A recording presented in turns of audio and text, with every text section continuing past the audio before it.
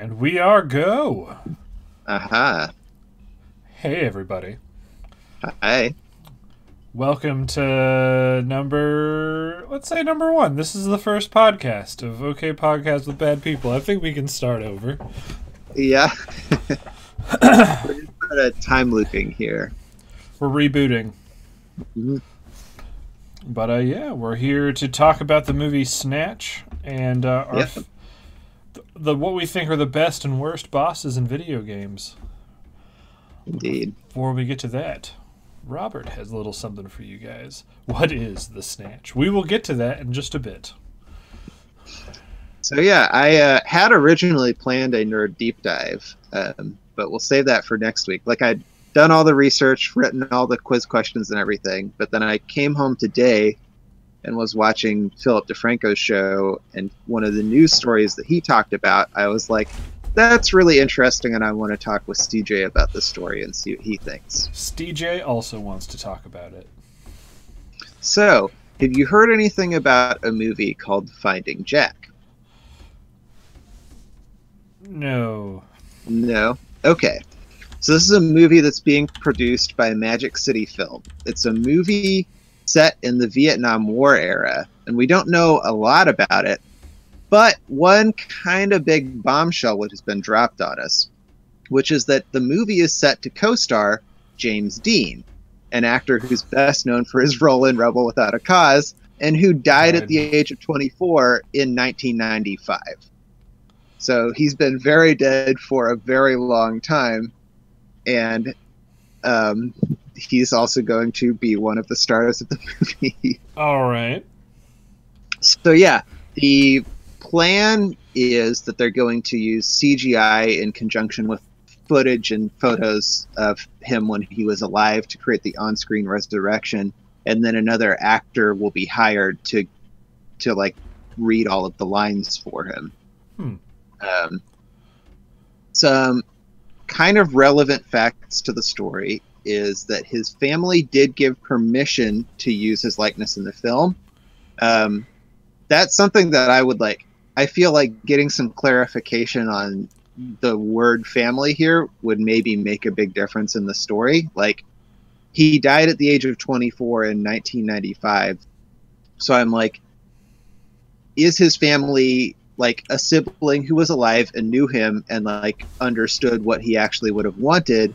Or is it, you know, like some pseudo, like 2 or 3 generations down relative who never actually knew him, and they're just like, I don't give a shit, but I'm take this chance to make money. I don't know. But maybe that's relevant to the story. The other thing is, this isn't the first time that an actor has been posthumously added to a film. But it's probably like the most egregious, I would say. Like, the 2 pretty famous examples are both from Star Wars. One of those is Peter Cushing, who died in 1994, I think, and then 22 years later, they added him into Rogue One to play Grand Moff Tarkin. But like, that obviously was a character he had played before and had like said, you know, in his life at some point in time, yeah, I want to play this character for Star Wars. And then Carrie Fisher, of course, who died during the filming of the second Star Wars, of the new Star Wars films. But she was still in that movie, and I think is slated to have some role in the third one. But those are with footage they've already shot for the most part, I think. And then, of course, there have been pretty famous cases of, you know, like using a hologram to do a live concert, like a Tupac concert, even though he's been pretty dead for some time. Or has he been? We never got into Area 51, Robert. That's true. That's probably their Tupac facility. But yeah, I was kind of curious what you thought about this story. Go for it. He's dead. Who gives a shit? Okay. Like, as long as it's if it was like someone using Martin Luther King's likeness to make Nazi propaganda, then I'd be like, no. But I don't know. Yeah, I don't know. It just like feels kind of gross to me. Like, I completely like approaching it from a purely rational perspective. Like, I totally get that point of view. Like, he's dead, it doesn't affect him. But at the same time, like, I don't think it's illegitimate for someone to say that they have an interest in what their legacy is after their death. And, like, by using his likeness so long after he's dead, do you have an impact on, like, what his legacy is as an actor?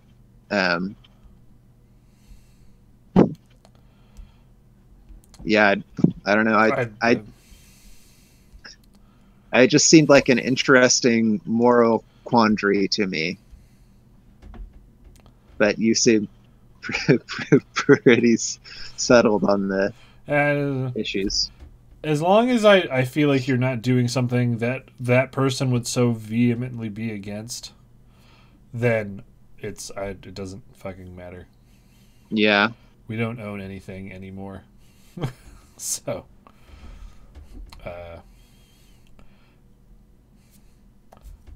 and I don't. James Dean's dead. What's he? Who gives a shit? I guess we're all gonna be dead one day. Nihilism.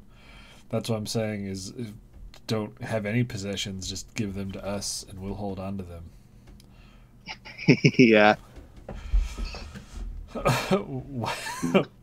Will is very confused. I guess he's now just tuning in.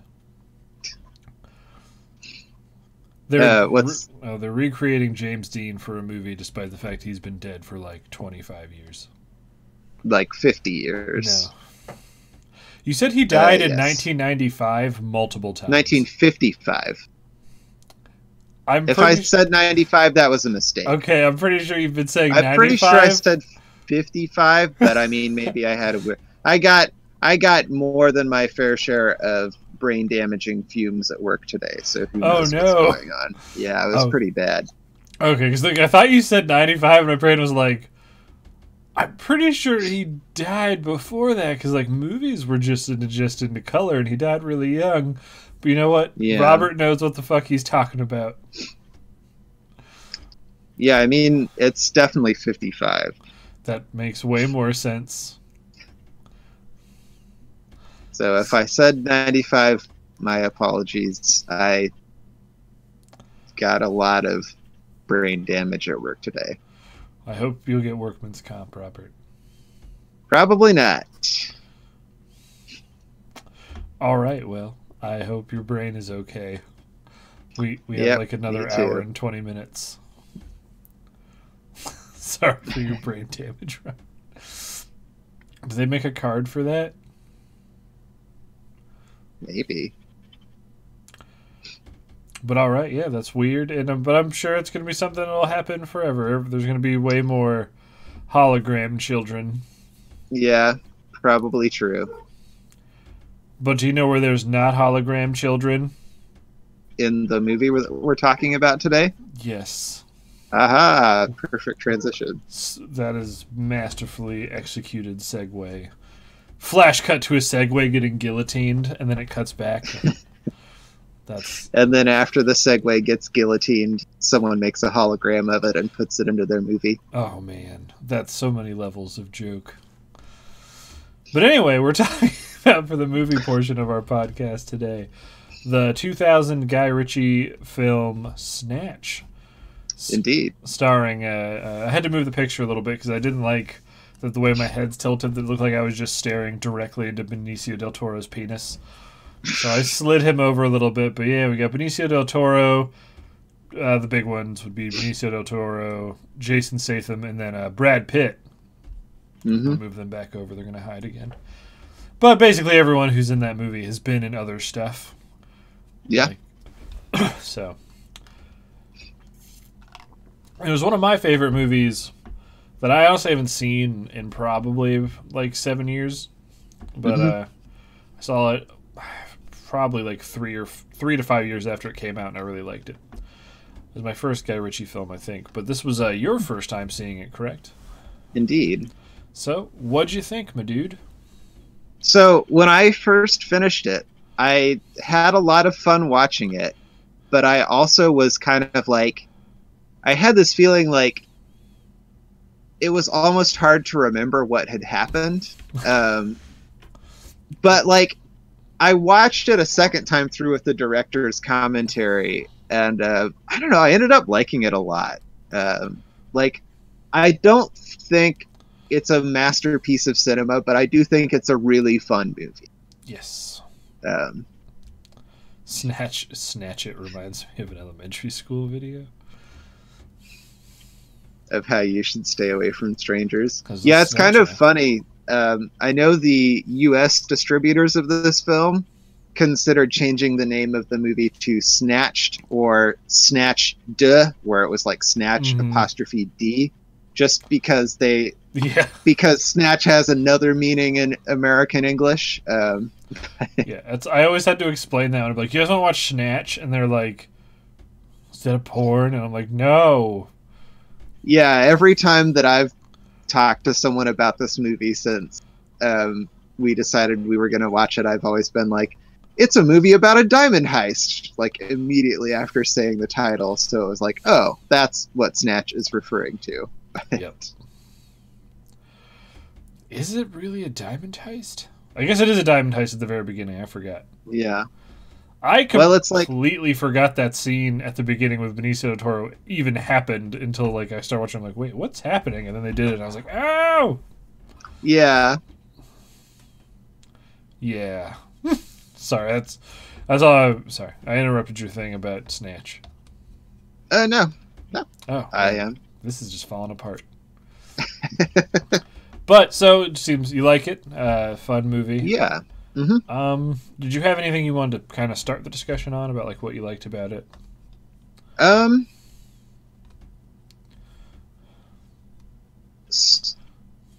I mean, I would say this is like a really sceney movie, and that like the plot is less important, I would say, than just the fact that like every scene is fun and there's like interesting things happening, Mm-hmm. and like the cinematography and the music are always just like playing up. This is really cool, or there's something funny going on.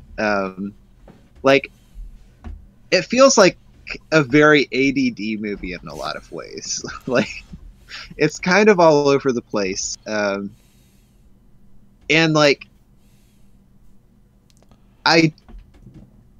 So when I in the commentary track, he talked about how the original cut of the movie was 3 hours long, Wow. but it just was like when you watched that original cut, it was just this like meandering series of events that didn't feel like they made sense together. And so like the fact that it does have a coherent narrative is almost impressive just because there is so much going on. Mm-hmm. Um, the way there's like how many different groups of there's like 4 or 5 different groups of characters going on in this movie, right? Yeah, you'd have Tommy and Turkish, Mm-hmm.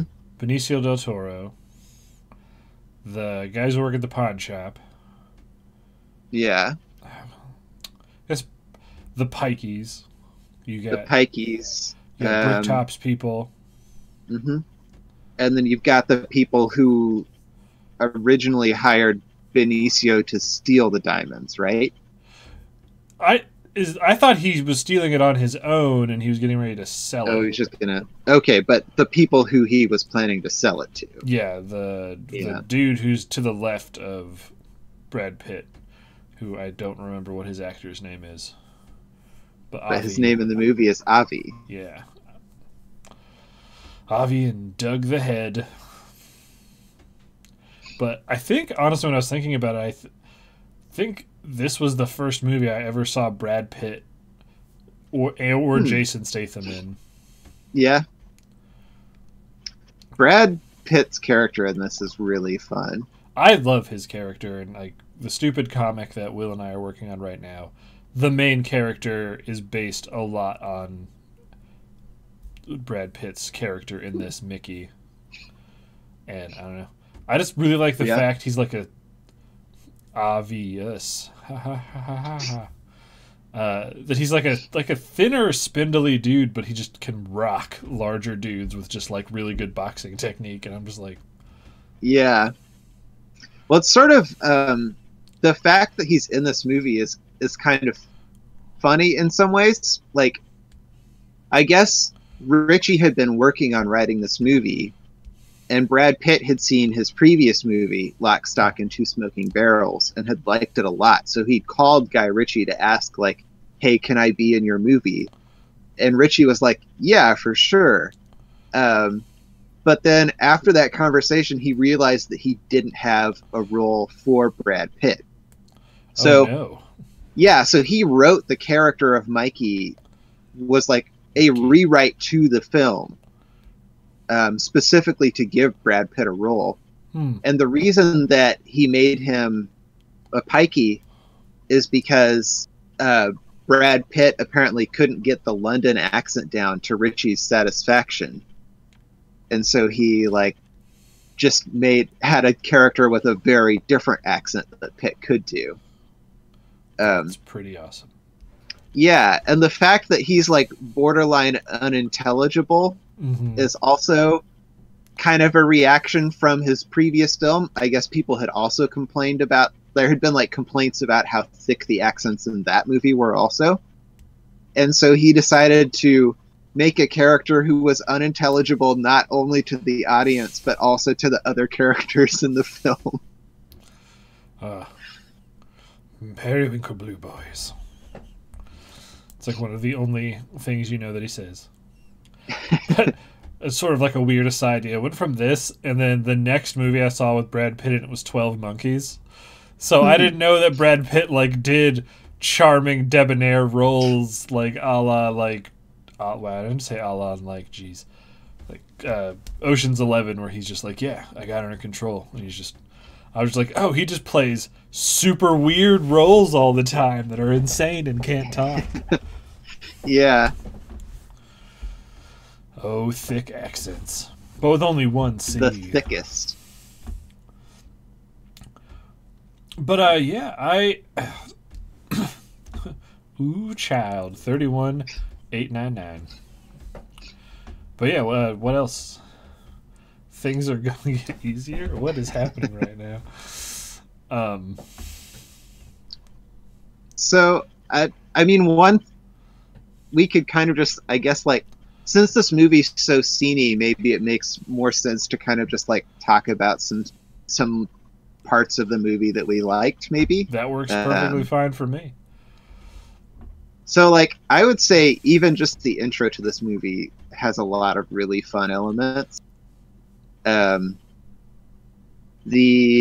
remember that shot where it's like going over all of the security monitors?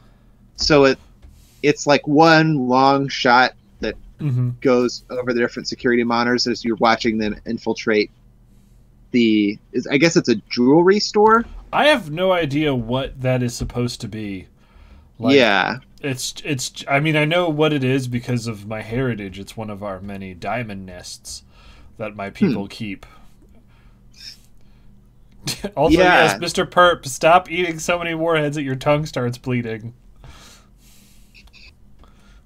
Oh, man. Yeah, Richie had said that the reason he wanted it to be a like Jewish diamond shop was, I guess, he was dating a Jewish girl at the time and was just really interested in that culture. And there's some other scenes in the movie that also like feature like Hasidic Jewish characters or just like characters who have Jewish heritage. But it also like is not a major theme in the movie, and he even says that in the commentary. Like, I was interested in this and wanted to put it in, but didn't end up doing much with it. Okay. But it does make for like kind of an interesting intro sequence, because in the first scene of the movie, it's these guys going to do this diamond heist, and they're dressed up as Hasidic Jews in order to infiltrate the diamond bank. And like get in, and then once they get in, they're like doing the actual heist. But yeah, I really liked the shot where it is all the different monitors that they're looking over. It's kind of funny because in the commentary track was with Guy Ritchie and then Matt Vaughn, who's one of the producers, and they have an argument about whether that was actually one long shot or whether there's a cut in it somewhere. And they never resolve that. They just leave it up to the audience to decide. Oh no. I tried to rewind to see if I could see a cut, but I couldn't see one. And the world may never know. But I'm trying to think of, like, I think my favorite scene in the whole movie is near the end. It's when Mickey's having his second fight, and it's just everything from like when he gets uppercutted to like the few bits after that, where like I don't understand, like I can't understand why it looks weird, but I know in my brain it looks weird. Or like when it's doing the shot of him getting punched and his body just starts leveling out in the air, there's like a weird shaky filter on the camera. It just looks completely different than how the rest of the movie is shot. And well, I know they shot that scene with a high-speed camera. So it's like 800 frames per second is what he said they used. Oh. So yeah, like it's he said that's if you take that high-speed camera up to kind of like the maximum setting, you can take a scene that would run like a couple of seconds and stretch it out to like 10 minutes, and it looks perfectly smooth and believable. So yeah, that's like, I don't know if that's why it would look weird and shaky, but it is a really cool shot. But yeah, like then he gets hit, and then when he falls, and then when he hits the mat, he like goes under it into water. I just thought that was a really good like visual metaphor for someone who's basically punch drunk in that moment, especially because he looks up and he can see his body above him, and I was just like, oh, that's really cool. And then he just like springs back up and punches him, and I was like, anime powers. If I watch that many frames, will my eyes bleed like Mr. Perp's tongue? I don't know. We'll have to find out. Yeah, Brad Pitt's fights in this movie are all really great and fun, though. That very first one where they go in that like barn or whatever, and he's fighting Turkish George. and Tommy's guy, Gorgeous George, I love that who was name. an actual, I don't know, like the guy who plays him was an actual judo fighter. Oh. A lot of the people, a lot of the background characters in this movie are actually like well-known judo fighters, apparently. Why judo? I think because Guy Ritchie takes judo.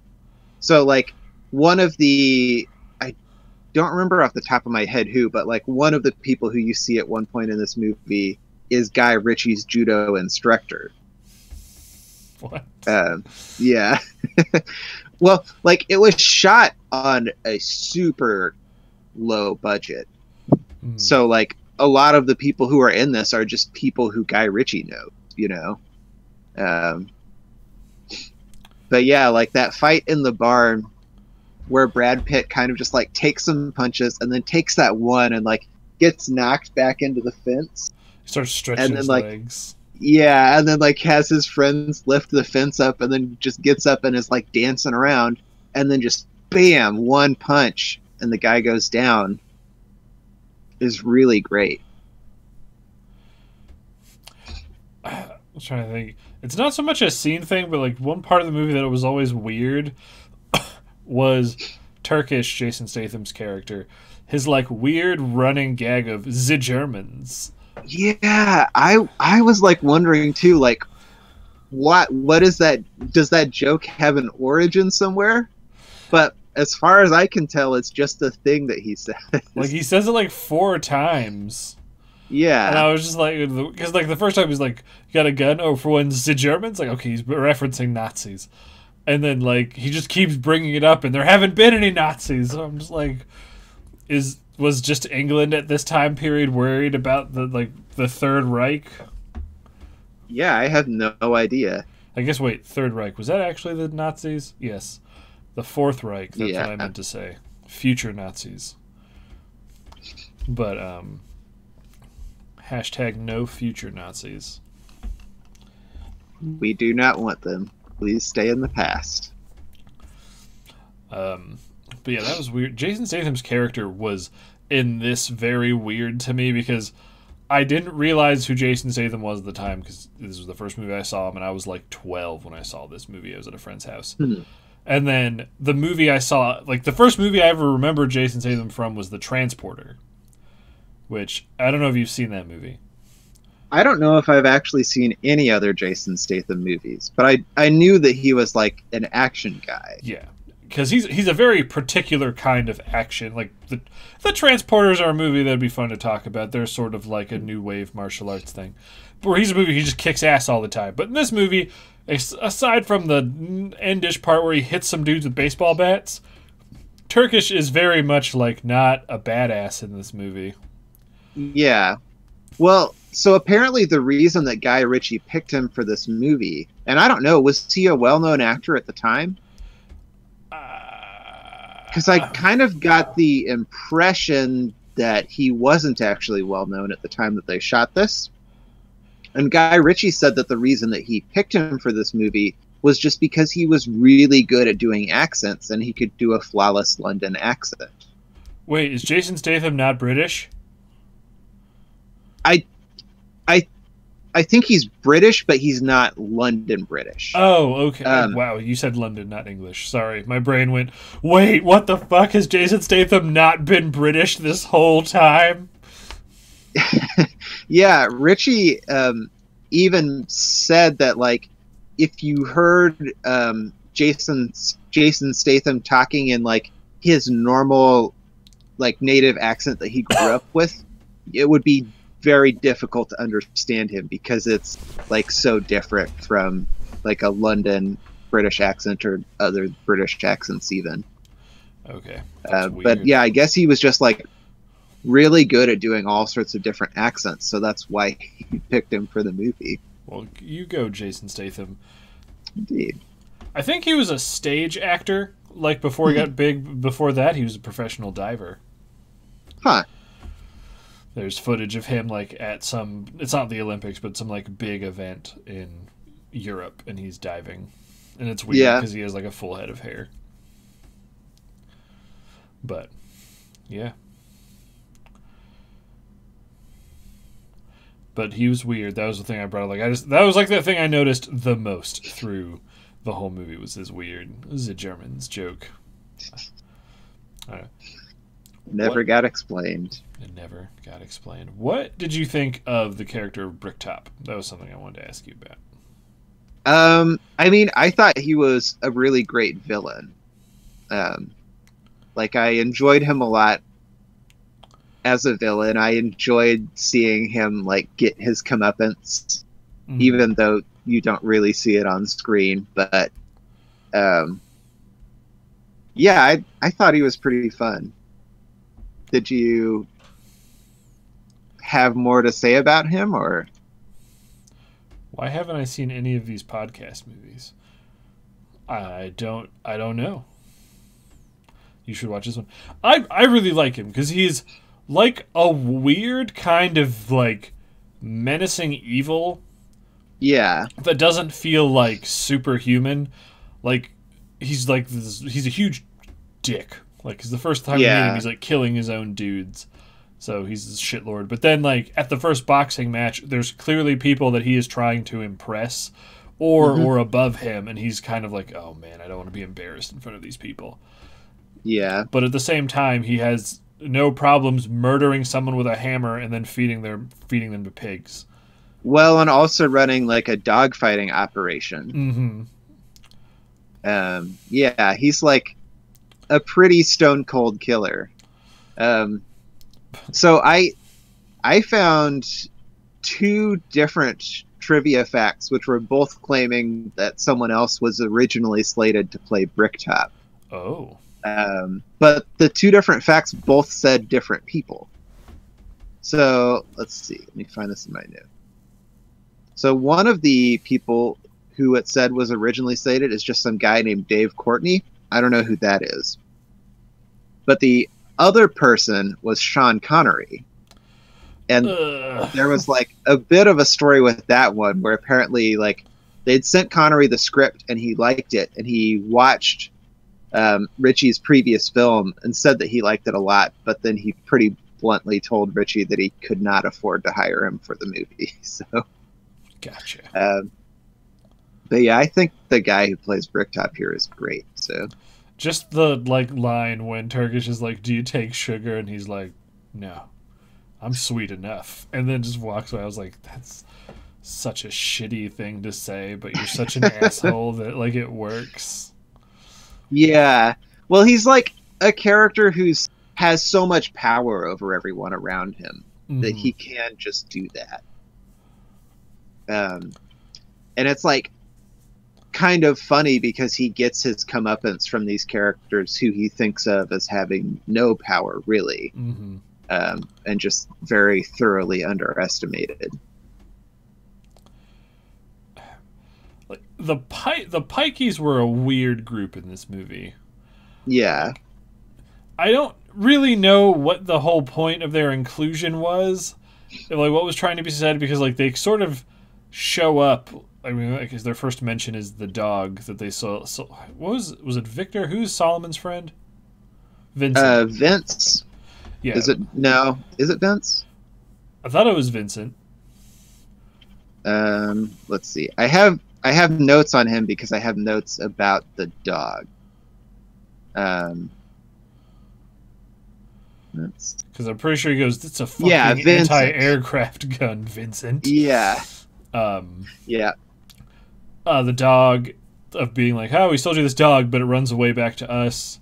And then with the caravan, like they're very much shown to be the stereotype that people think of pikeys as being like sneaky, untrustworthy, yeah, whatever. And then like at the end of the movie, they kill those guys, and then they just fuck off, and it's just like, yeah. so is he saying like pikeys are actually like chaotic murder theft gods, or what's happening with these things? The impression that I get from Guy Ritchie is that he's not trying to say anything. He just like thought it would be fun to have pikey. At least like that's the impression that I get. And like, I don't know, if you want to, I think you could make a very valid case that that is an offensive way to use a group of people. But yeah, I don't know, because they're essentially like pikey is a derogatory term, actually, isn't it? It feels like it. If think it is. A majority is calling a minority by a specific name that doesn't sound Latin at all, I'm going to be like, yep, that's a weird racist name that they came up with. Yeah.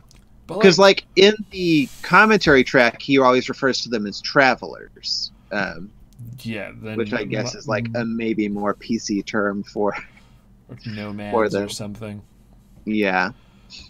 But like as a running joke that goes to the movies, there's multiple times, like I think there's at least one character from every like group of characters who has the line, "I fucking hate pikeys." Yeah. And then like at the end, all of Bricktop's dudes, like it gets said like 3 times over the course of like 5 minutes. So it's like in today's feel-good Hollywood movies, for as much as when evil people hate a group of people, it's like, oh, they're going to be shown wrong that this group of people actually has upstanding moral virtues or something, and just like, no, they're just gonna fucking kill these guys and then trick everyone, take all the money and leave. Yeah. And it's just, and it was just yeah, like, oh. I mean, I don't know if this, like, I feel like this isn't a movie that's interested in even being about like good guys or bad guys. Like, arguably Turkish and Tommy are good guys, but even they are like caught up in a like shady underground world, you know. They're like doing business with Bricktop, and like, yeah, that ends up getting out of hand for them, and there are things that they wouldn't have done otherwise, but at the same time, like, they do choose to do business with this shady guy who they know is up to some shitty stuff. So like, I feel like a lot of what this movie is about is just saying, like, here are all of these weird cultures that exist in Britain, and we want to do some, like, they're like underground cultures that normal people don't interact with, and we just kind of want to have fun exploring them, even if we're not exploring them in a serious way or in a, like, thoughtful way, so much as just like a way where you're playing up the stereotypes of them, maybe. But yeah, it was just weird. Like I remember the first time seeing it, I was like, wait, what's the moral of pikeys? And then I was like, okay.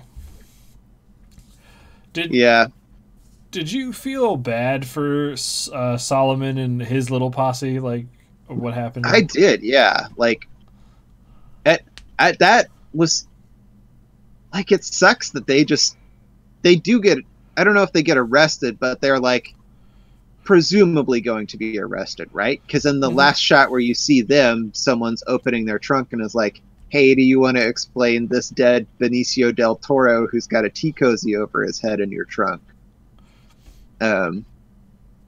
Yep.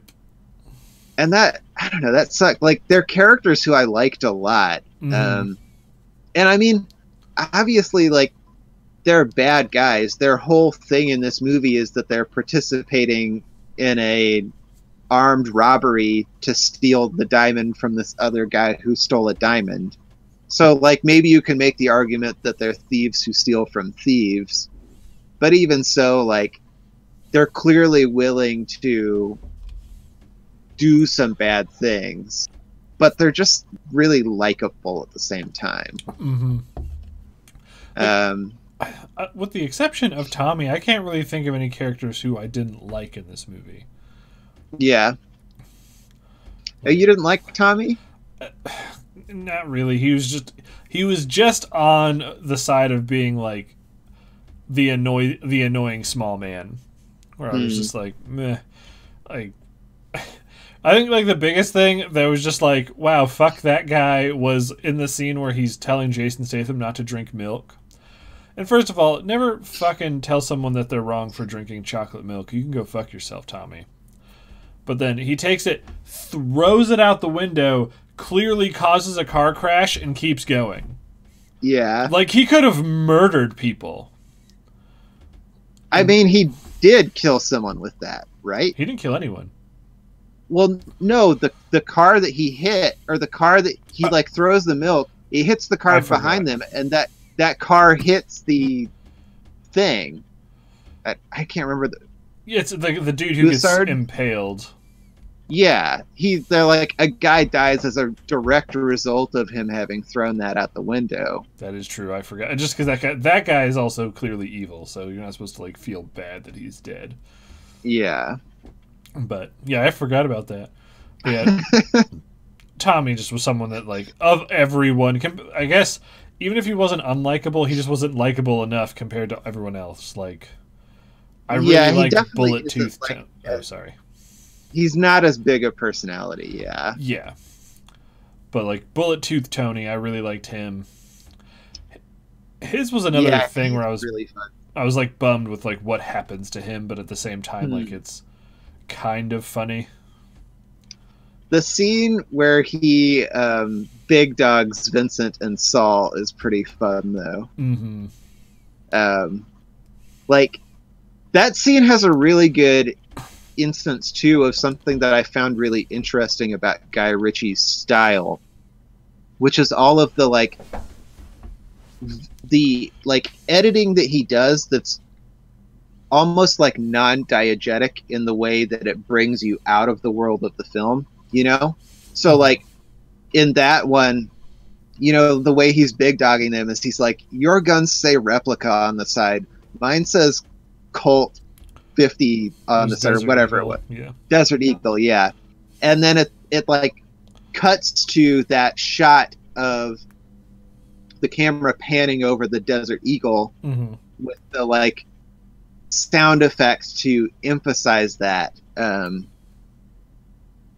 Which is just there's a lot of moments like that in this movie that I think are a really interesting and distinctive kind of stylistic choice that Ritchie's making.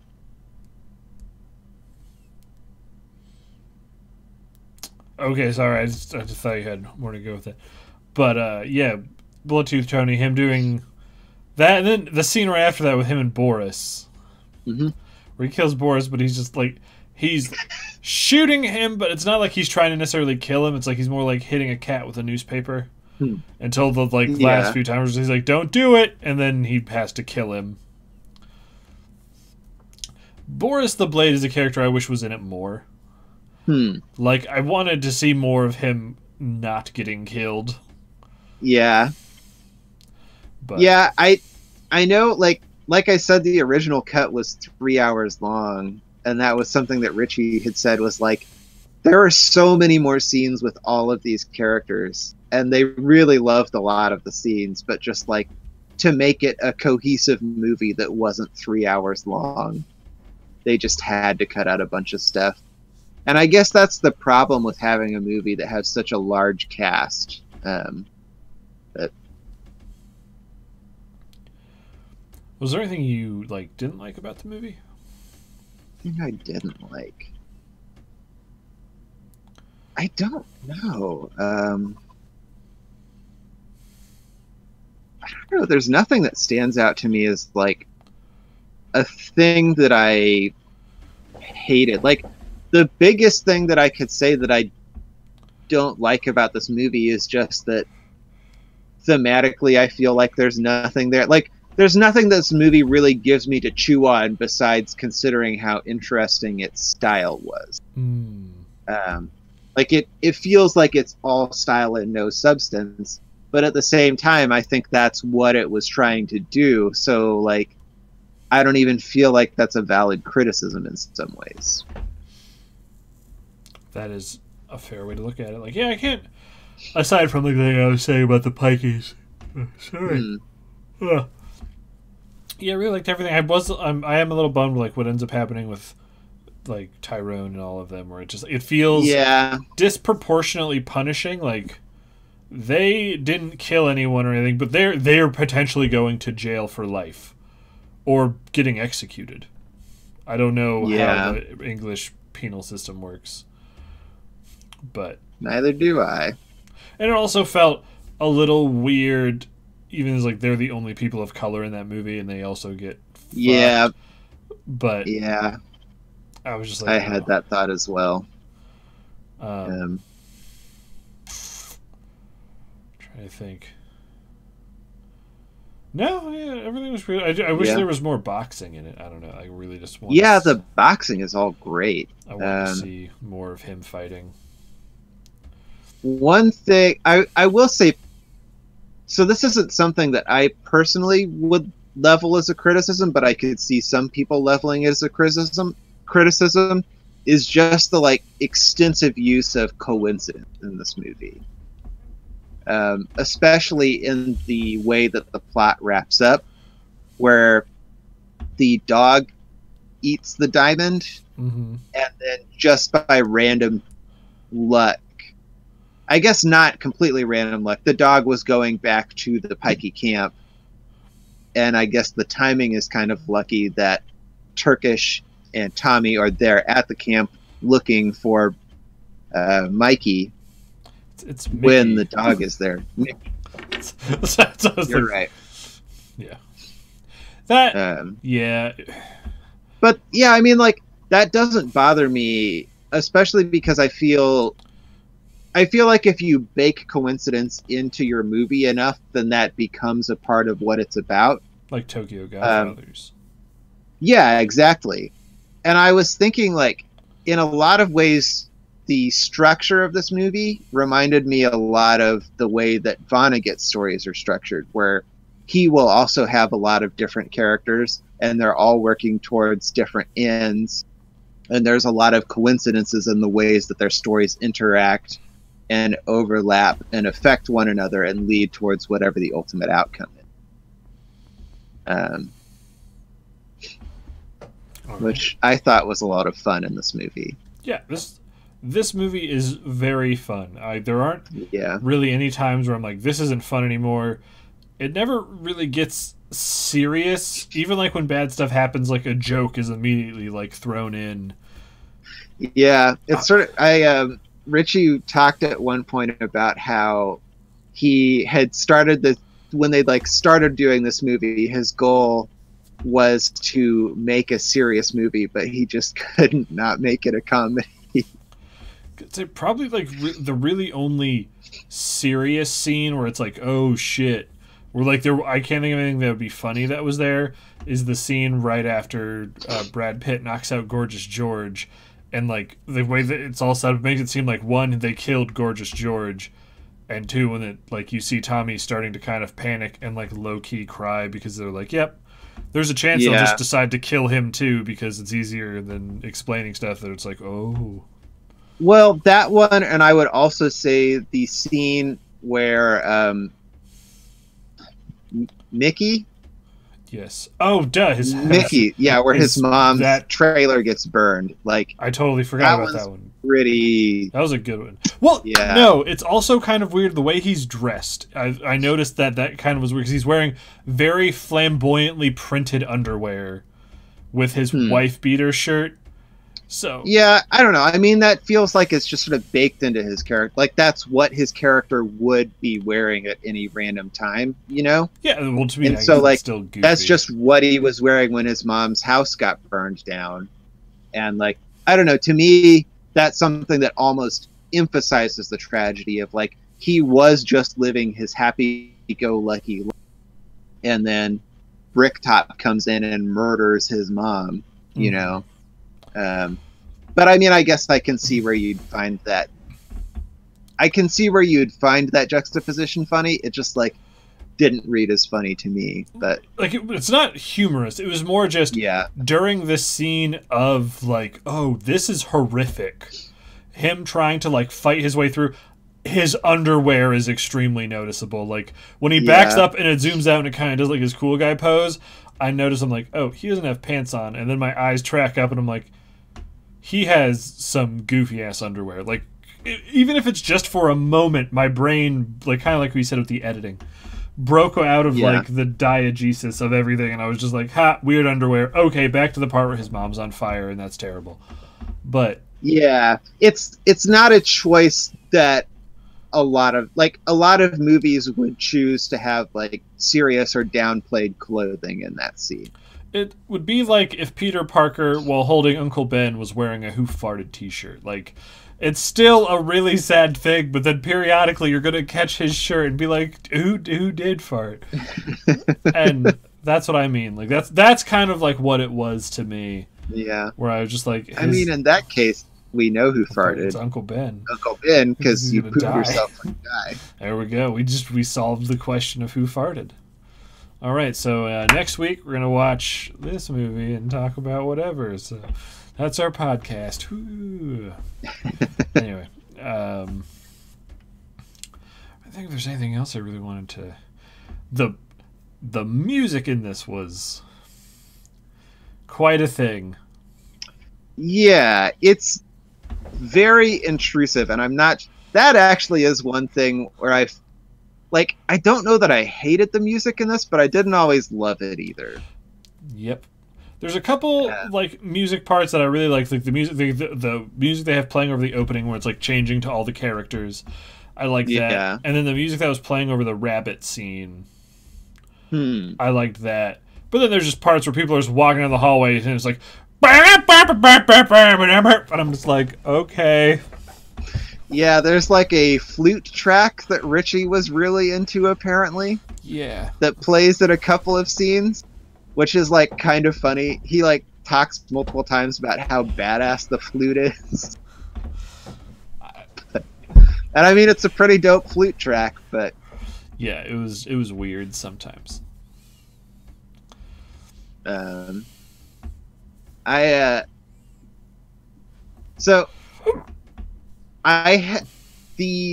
dog is a kind of weird part of the making of this movie. Are we talking about like the real life story of this dog right now? Is that what you're saying? Yeah. All right, cool. Is it about how many times it died? No, it didn't die. Oh, okay. It's apparently like, so they'd hired it because it was a film dog, like a dog that's supposed to be trained and it will obey commands reasonably well, and you can film with it. But as it turned out, it was a very, very poorly behaved dog. So like I guess one of the problems that they had was that it would get excited and start humping the actors. Nice. And even ejaculated on one of them at one point. Which actor? It was the guy who played Vincent. Yes. Okay. So it's like the scenes in the cars when that happened. But also it would get excited, and the scenes that you see in the movie, like the one in the car where the dog just starts biting Saul, that was not in the script. The dog literally just started biting him, and they kept that shot for the movie. But then in the scene where they've all come back to the shop and the dog has torn everything up and eaten the diamond, and they're like considering, we're going to cut this dog open and get the diamond out, and then the dog flips out and starts biting everyone. That again was another scene of that dog literally just flipping shit and biting everyone. And the guy who played Vincent again, it literally bit his penis. and I guess they said like it kind of caught both his dick and his cell phone in the same bite. And if the cell phone had not been there, he would have been severely injured as a result of that bite. Like there were tooth marks in the cell phone from how hard that dog was biting down. Oh, God. So yeah, they fired the dog after that incident, and they hired an albino dog and then painted on the spots in the same area. So yeah, there's actually 2 different dogs in this movie. Oh, man. I was waiting for like a Milo and Otis story. For a what? Milo and Otis. I don't know what that is. It's a very famous movie, like about a pug and a cat who go on an adventure. And just over the course of that movie, like 15 dogs and like 9 cats died, and they had to keep replacing them. Oh man! Like I guess there's like a fire. This I might also be like spinning rumors that have been spun, but like there's a scene with a waterfall, and they said like shooting that waterfall killed like 3 of the dogs. Like, so it was a much more extreme version of the controversy around that A Dog's Purpose film, whatever that movie was. You remember what I'm talking about? The Dog's Purpose, like the one where like it keeps dying and coming back. No, there was like a movie that came out a couple years ago. Okay, because I was like that movie isn't. And there was this. I mean, I thought it had come out. But anyways, it was like a big controversy around the movie because some footage leaked of a scene that they were shooting where the dog was like swimming in a river, but it looked like the dog was really struggling to actually swim, and people were concerned for its health. I actually don't. Yeah, I don't know what you're talking about. But yeah. I believe you. That sounds like a thing people would get freaked out about. Yeah, people. They did apparently have some animal rights protesters who were upset about Snatch because of the coursing. Is that what they called it? Pairing? What was the course where they have the 2 dogs chase the rabbit? Yeah, where they have the dogs chase the rabbit. Yeah, people were not happy about that. Richie says that apparently in real life the dogs and the rabbit actually really liked to play together. I don't know if that's actually true or if that's just something that he's saying. But that's what he says in the director's commentary, at least, is like in real life, anytime those dogs would catch that rabbit, they would just kind of like lick it and cuddle with it. But I don't know, they look pretty aggressive on. Yeah, it was a scene like when I saw it as a younger kid, I didn't think about it because I was just like, I knew they weren't going to show a rabbit getting torn apart, so regardless of what happened, I wasn't worried. But now, as an older person in the world that we live in, I could see how this would be a risky thing to shoot. I did really like the way that they used that scene to juxtapose with the other scene of the guy getting caught. Tyrone, yeah. But yeah, that Tyrone was an interesting character. He was someone that like because I forgot about him honestly until we started watching it, and I was like, whereas like when you first meet him, he seems really shitty, and I'm like, I don't like him. But then he's like competent enough to be like, oh hey, there's the 4-fingered man. Yeah, and, like, gets it, and he's not like stupid. Like he asks like a lot of like questions that people end up just going, shut up, because we don't want to talk about it. But yeah, he's just like a weird character. Yeah, he's like he like comes through for them in a lot of big moments, but they also completely write him off. Like the scene in when they do the heist of the bookie and are panicking so much that they think they've been locked in even though they're just pushing the door the wrong way. And then he like just pops in and pushes it from the outside to be like, hey, are you guys still doing things in here? That was pretty funny. But yeah, the guy who played Tyrone was apparently just like one of Guy Ritchie's friends in real life, and he was just like, hey, you want to be in this movie? It was like that, and then like even other characters, when they refer to Tyrone, they're like, oh, Tyrone, that silly fat bastard. Yeah. So I was just like, Is he the character that we're supposed to shit on, or is it like he's the underdog of a bigger thing? And it's like, I don't know. He's just Tyrone, I guess. Yeah. The one thing we'll never truly understand. Indeed. Do you have anything else you wanted to say about the movie? I had a couple fun little trivia bits. Nice. So, if you remember the guy who's always hanging out by Turkish's trailers and is cooking sausages? Yes. Oh, he seemed weird, so what's his deal? So the actor who plays him is an infamous Hungarian judo fighter, who, like, apparently throughout the Eastern Bloc countries was genuinely feared for his skills. And they just really liked him, so they threw him in the movie. But he had a hard time remembering that Turkish's name was Turkish, and they had to keep reshooting his scenes because he would call him Turkey. Kind of funny. I wouldn't correct him. Yeah. The scene where Bricktop is walking through the pigsty and like he's like feeding to the pigs. Mm-hmm. They shot that in an actual pigsty. And apparently the smell was just like genuinely horrific. And like the clothes that the actors wore during those scenes, they had to burn afterwards because they smelled so bad. Damn. Yeah. Did you know that Guy Ritchie has a cameo in this movie? I'm not surprised. I was pretty sure he's one of those directors who he shows up in all of his own movies. I don't think he shows up because he said that this was the first movie he'd ever done a cameo. Oh, because I thought he was in all the Sherlock Holmes and stuff like that. That's what I was basing it on, so I'm probably stupid. Oh, did he do the new Sherlock Holmes movies? Yes. Okay, I can definitely see the like stylistic elements that those have in common with this, I think.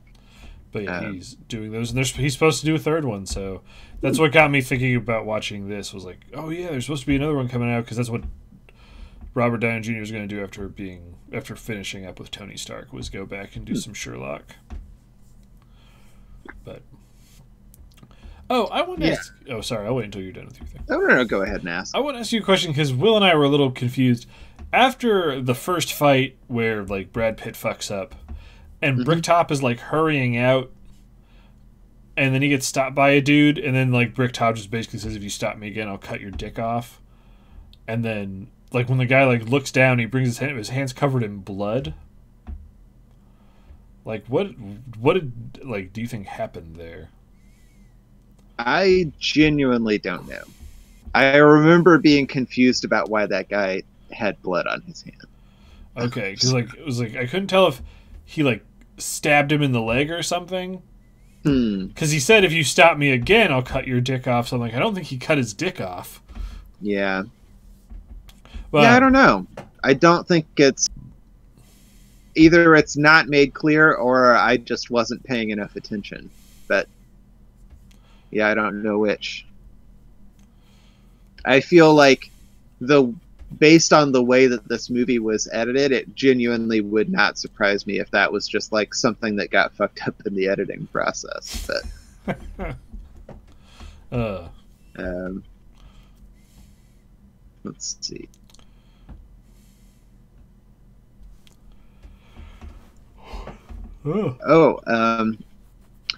Here's a funny one. So the boxing scenes, they couldn't afford enough extras to like actually fill out the arena.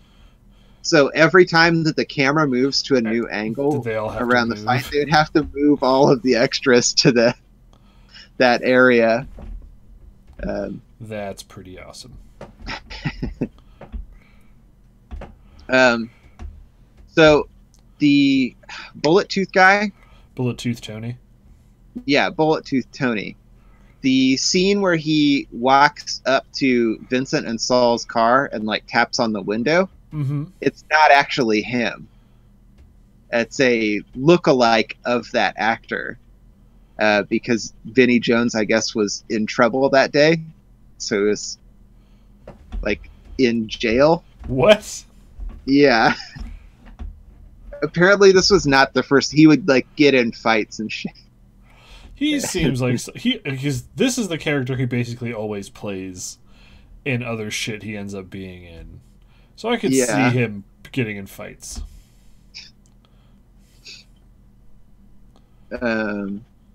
Okay, I figured out.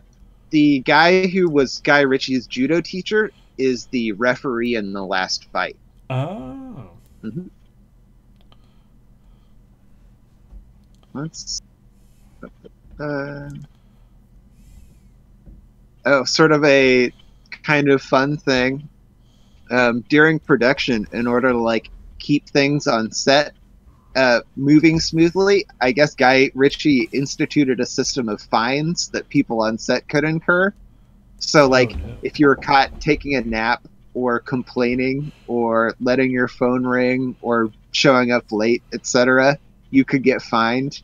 And I guess one of these staff members even got fined at one point for letting the craft service table run out of coffee cups. Oh.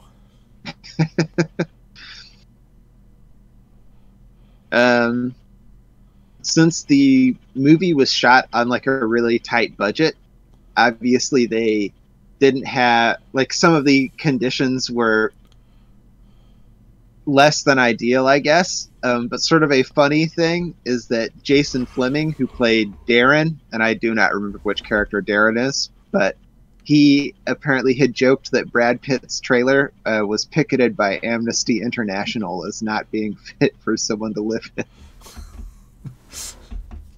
Nice. I think Darren. I think Darren was the other Pikey that was like the second main Pikey who had the beard. Maybe. I think so, because I think Brad Pitt says the name Darren, but I was like, Dad. I'm just looking that up. Watch me be wrong again.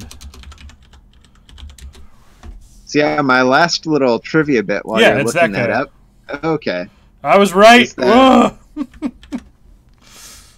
Is that apparently Brad Pitt made a point during filming of not washing, just because he wanted to like be living in sort of the same state as Mikey would have been living in. Who? Brad Pitt. No. Of Mickey. Yes. God damn it. He's gonna sue us. But yeah, so he was stinky the whole time. Yeah. Gross. He was a stinky boy. Oh, one thing I didn't even think about it because I'm trying to go through my head is Brad Pitt is like an actor. He's very known for always eating during his movies. Was there any scenes he put food in his mouth during this? No. Maybe. I mean, there's definitely some scenes of him drinking. Yeah. He's just someone who, like, because that's something a lot of actors don't like doing. But, like, watch any of his modern movies, like all of the Ocean's 11, he's just always eating, like, chips or something and stuff like that. But yeah. So I was just trying to think just now, after we were talking about Brad Pitt, his shitty trailer and being smelly, I was like, was he eating enough? Was he surviving Guy Ritchie's film? But used to say. Good movie overall, I think, though. Yeah, I thought it was a lot of fun. But, yeah. So, do you have anything else to say before we move on to the next portion? No, I don't think so. All right. Well, the next part is about our, like, favorite... it's about bosses. We're talking about bosses in video games. Not the boss at your job that you hate. But, so, yeah. Was I not supposed to fight my boss at my job? Because I may have some explaining to do on Monday. Oh, no. Just make a weapon out of their soul and it'll be fine. Yeah. But you're the one who proposed this one, so did you want to start the conversation with, like, what are we talking about? Best, worst? Yeah, I figured we could just kind of, like, talk about all sorts of boss fights. The reason that I got thinking about this was because I've been playing Luigi's Mansion 3, and some of the boss fights in that are genuinely, like, creative and fun. The specific one that I was thinking of is this guy you fight who's like a ghost of a piano player. Mm-hmm. And when you fight him, he sort of like possesses his piano, like Christine style. I guess Christine isn't possessed, but the piano, the like aesthetics of it remind me of Christine. And so then you have this like piano, you know, running around the room following you. And it was just a fun boss fight that had some cool aesthetics to it. Yeah. All right. So, when I think of bosses now, the series that has, to me, just sort of changed what bosses are is the Dark Souls series. Yeah, I had definitely like listed the Soulsborne series as having some really notable bosses. It wasn't until playing the Souls series, this would be a weird little monologue, I apologize in advance, is, to me, what makes the best bosses the best is that, like, you have some sort of background on them. They're attached to the world that they're in a meaningful way.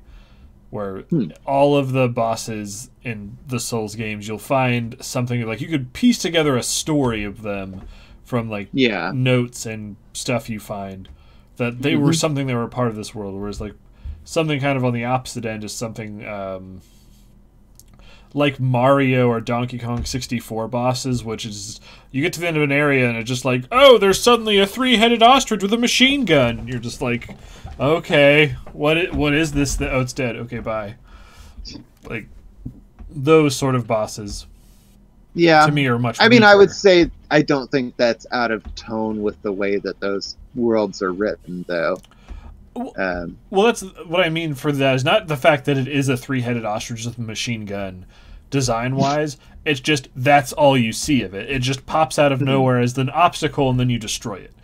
Like if the thing built it up where it's like you learn going through that the 3-headed gun ostrich is like a sergeant in the army who's bad, but he also really enjoys collecting feather dusters. Like you can build up a character, and then when he shows up, you get some sort of payoff. Yeah. Or the other way is you kill this person being like, who the fuck was that? And then you learn about them. That's like, that is a good example of Dark Souls 1. I can't remember. Did you say you beat, I don't think you beat it, but how far did you say you got in Dark Souls 1? I think I made it to Blighttown. Well, I was going to say, like, the boss of Blighttown is a character where, like, you say you don't mind if I spoil it, right? No, that's fine. It's Quelaag, the spider guardian. It's just this lady on a spider, which is like, that's fucking crazy. You kill it, it's dead, you're like, okay. But then, from that point on, you start picking up spells and swords that have, like, backstory about it, and you learn that she wasn't just a monster, she was someone who loved her sister and her people, and you're just like, oh.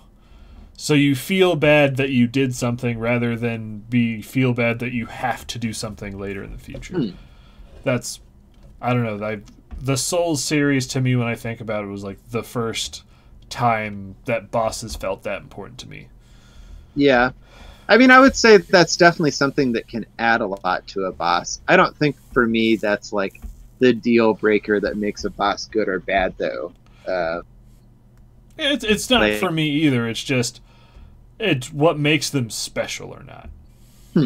Because, like, I don't know, most bosses are just things that show up at the end of the level that have nothing to do with anything. They're just like, what if we put this here?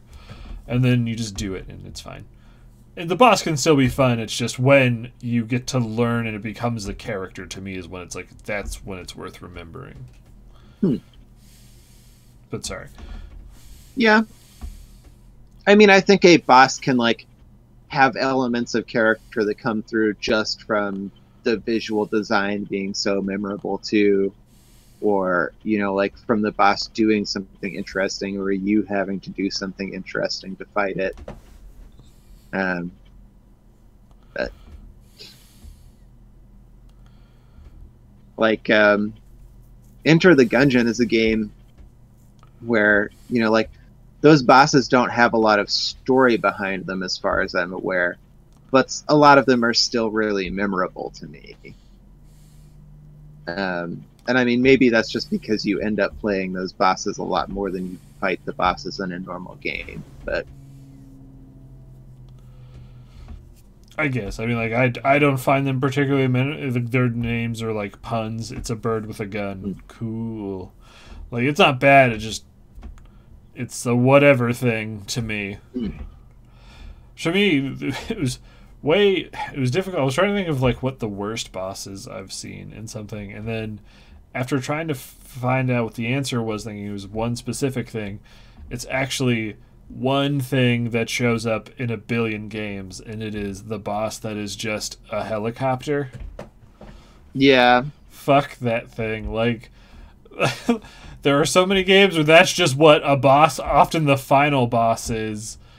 Like, it's just a shitty fucking helicopter. Like, to me, the one that stands out the most is Rainbow Six Vegas 2 or 1. I think it's 1. Anyway, the final boss is a dude in a helicopter, which in that game it's almost gets away with it because the game is very tactical and realistic. Like, a single handgun round to the stomach or chest kills your character. So everyone feels like people. So it is a little scary the first couple times because it's, imagine, Robert, if you had to fight someone in a helicopter, like as you. I mean, I would die. Yeah, so that's scary. But then after a while, once it gets into video game mode, you're just like, I'm just fucking fighting a flying car right now. Yeah, I mean, like, I guess I would say also in a game like Rainbow Six, though, like, what are you supposed to do for a boss? Like, if all of the enemies are also supposed to be realistic humans who can't eat 40 rounds of whatever gun you're firing. That is a good question, and something that I have an answer for. Ooh. If we want to get into it, is all right. Yeah, it just has to be a thing that fits in. Like, it can't be the boss. For it to be good, should not be a boss where it's just you two standing at the end of open rooms and then it's like, go fight and kill. It have to be a boss that blends set piece and, like, the thing, like, what I would be is it'd be one person they're known to be a spy, so they're using a lot of visual tricks and stuff. Like, you might be like, oh, are they over there? Are they over there? Sort of, it's there. There's definitely a better way to do a Rainbow Six tactical boss. The other one would be Rainbow Six, it could be a sniper duel. That's another really common one where you don't really ever have the opportunity to, like, run into them and stab them to death. So there'll be times where they can just hide and monologue at you. Yeah. But yeah, the helicopter was, because there's even the final, because one of them is a helicopter and the other one's like it's like a 3-on-3 fight. It's a dude and his squad versus your squad. And it's fine, but the helicopter just felt weird. But, like, I think it's like 50 Cent Blood in the Sand. Every boss in that game is a helicopter. There were like that game's just a piece of shit, though, isn't it? Yes, but it's just like, but that's the game that is a piece of shit. Was like, their idea was helicopters. So it's like, if you're there was another one too where it was like a game I really liked, and then the final the Just Cause 3 is a game where you are Rico Rodriguez, the spawn of Zeus and Spider-Man, and the dude is like, I'm getting in a helicopter, and you can fuck up the helicopter just by attaching it to the ground and reeling it in with your thing. And it's just like, I don't know. Yeah. I hope that it just turns into a new trend that every boss is just in a burrowing hover tank. Like, I don't know.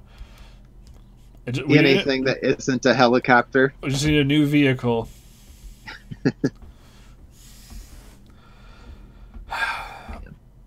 Trying to think of, like, what the absolute worst boss is. Because I kind of also got caught up in thinking of not necessarily bosses specifically, games that just did bosses terribly. And one game that the bosses in that were not good was the newest, not the newest one in this entry. It would be Deus Ex Mankind. Human Revolution. It was the first one of the new series. That was a game that very much built itself on, like, choice. Like, build your character how you want to be. and the game encourages you to like not kill people. But then the bosses are just full-on gunfights, and you cannot do anything but gunfight them. So if you built your character into being sneaky or whatever, it was just like, fuck you, you have to gunfight this man. Worst boss yet. But, yeah, so that one was I would bad. agree. Like, when you have a boss that, like, unintentionally, or not even, when you have a boss that, like, takes away a fundamental part of the gameplay, but doesn't put anything in its place. That really sucks. Like, one that I was thinking about was Astral Chain, which, like, partially that sucks because the bosses in Bayonetta and Nier Automata are all fucking awesome. And it sucks that they're not up to that level, but, like, a really central part of Astral Chain is, like, most of the time is using the chain that runs between you and your Legion to kind of, like, wrap around things or clothesline things, or you do interesting things with the chain, and you want to be kind of up in your enemy's face, but then that doesn't really work against the bosses. So it kind of sucks because the thing that's really unique about fighting in Astral Chain doesn't apply to the boss fight. I guess that's also sort of similar to the idea of where there are boss fights that use just completely different game mechanics. Yeah. Those suck. That game had some of those too that really fucking blew. Like, the way that you jump in Astral Chain is really weird. There's no jump button. Instead, there's a, like, technique that you can use, so you can move your Legion over a thing that you want to jump over, and then you use the chain, and it, like, pulls you to the Legion. And there are some boss fights where you have to do that, but the camera's always at these, like, shitty, wonky angles. So you'll just be, like, trying to jump to your Legion and keep falling off the platform, and the boss catches up to you and just insta-kills you, and it sucks. To me, there was a game on the N64. It's not Doraemon. It's a character. It's like this. It's like, it was called Mystic Ninja for its first release on the N64. Oh, Goemon. There's Goemon. That's what it was. Okay, the, like, blue guy. Yes. Like, when you played that game, like, normally it was like a top-down, like, platformer beat-em-up-y sort of game. But all of the bosses, you climb into a giant mech and have a first-person boxing match with it. And there's, like, 4 of them. And it's just like, what the fuck? That was probably the biggest one for that, where I was just like, I hate when they do that. What are some really good bosses? Aside from Dark Souls, I think the game that all series that does bosses the best is Metal Gear Solid. Oh, man, I'm trying to think. Metal Gear Solid has some amazing boss fights. Also some shitty ones. I'm sure you've heard of, like, the Psycho Mantis boss fight. I've at least heard of Psycho Mantis, but I feel like more as just a meme. What was the meme of Psycho Mantis? Well, it was like a thing that Donkey does in some of his videos, where I guess, like, in the game, a lot of people will just say, like, Psycho Mantis with, like, a question mark behind it, so he would just, like, do stuff with that. But okay. Anyway, Psycho Mantis was sort of like the character that Hideo Kojima in that really used to kind of kick the fourth wall's teeth in, where it was a character that, first of all, was technically, like, undefeatable unless you did, like, a weird out-of-the-box trick. Is that since he was a psychic, the game logic was you couldn't hit him because you could read your mind, so you could know your inputs were and he'd dodge it. And what he would also do is periodically stop the fight, and he would read your mind, and what he would do is he'd read off entries from your memory card. And it'd be like that. So he was a character that you couldn't beat unless you unplugged the controller and moved it to the second controller slot. And I'm assuming the game did nothing to inform you of the fact that that's what you needed to do. Oh no, it tells you to do that after you okay. call for help like 100 times. Literally No, 100. it's because the game. What the game does also, which I really appreciate, is have you played a Metal Gear Solid game? Mm-mm. You need to. That's something we'll have to change when we get up there. Yeah, we'll do that on stream sometime. That would be rad. Is you have your codex and you can call like a small directory of people, and they all are experts in different fields. So hypothetically, in the perfect scenario where Hideo Kojima can get it to be nailed right, is they each offer you sort of a path of how to win. Mm-hmm. And if you kind of just keep calling the same person back, they kind of act like, oh, I've realized something else. Until finally, usually after the fourth or fifth call, they're like, shoot them in their knee when they bend down to pick up the rocks that you throw at them. And then you do it and you win. And with Psycho Mantis, they'll be like, what if we thought outside the box? And then they're like, and then they hint at the number 2. But then eventually I think someone says something and you're like, oh, yeah. But that's also the game that used artwork on the back of the box as an answer to one of its puzzles. Is you had to call someone with a codex and no one will tell you how to do it. And you're just like, huh? It's like, how are we going to find this person? And if you look on the back of the box, they are having a fake conversation with that person. You have to be like, oh, it's 104.2. And then it's just like, what the fuck? But anyway, Metal Gear Solid has good bosses.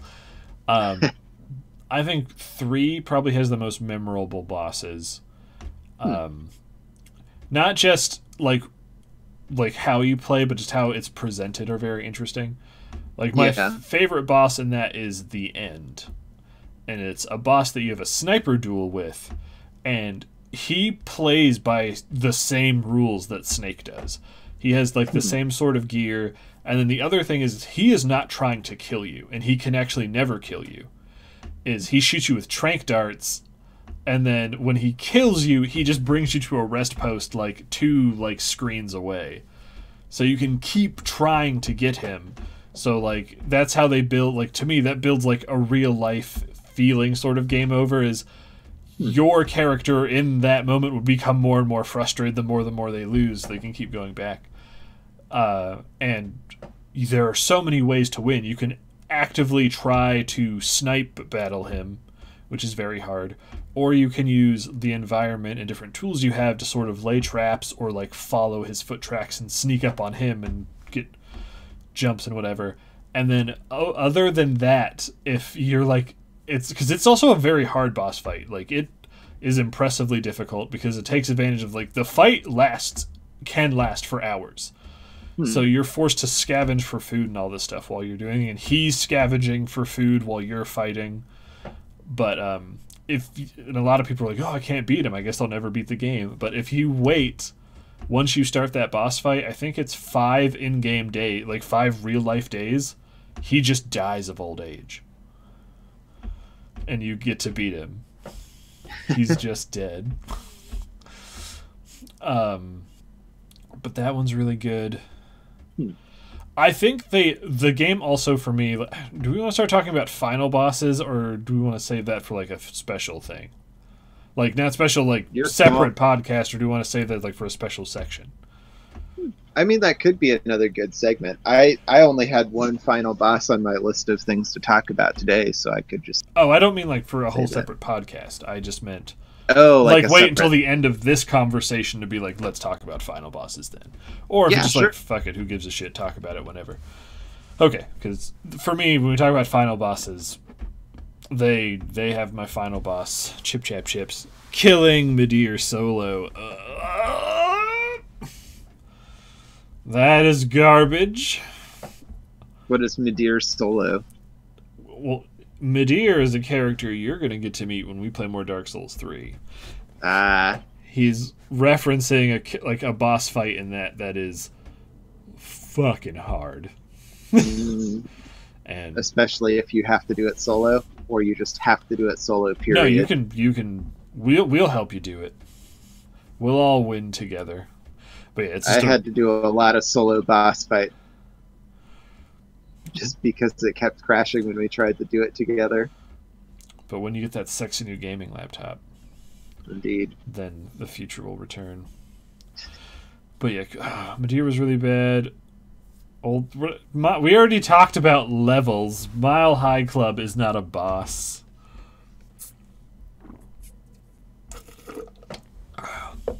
I was in the shower.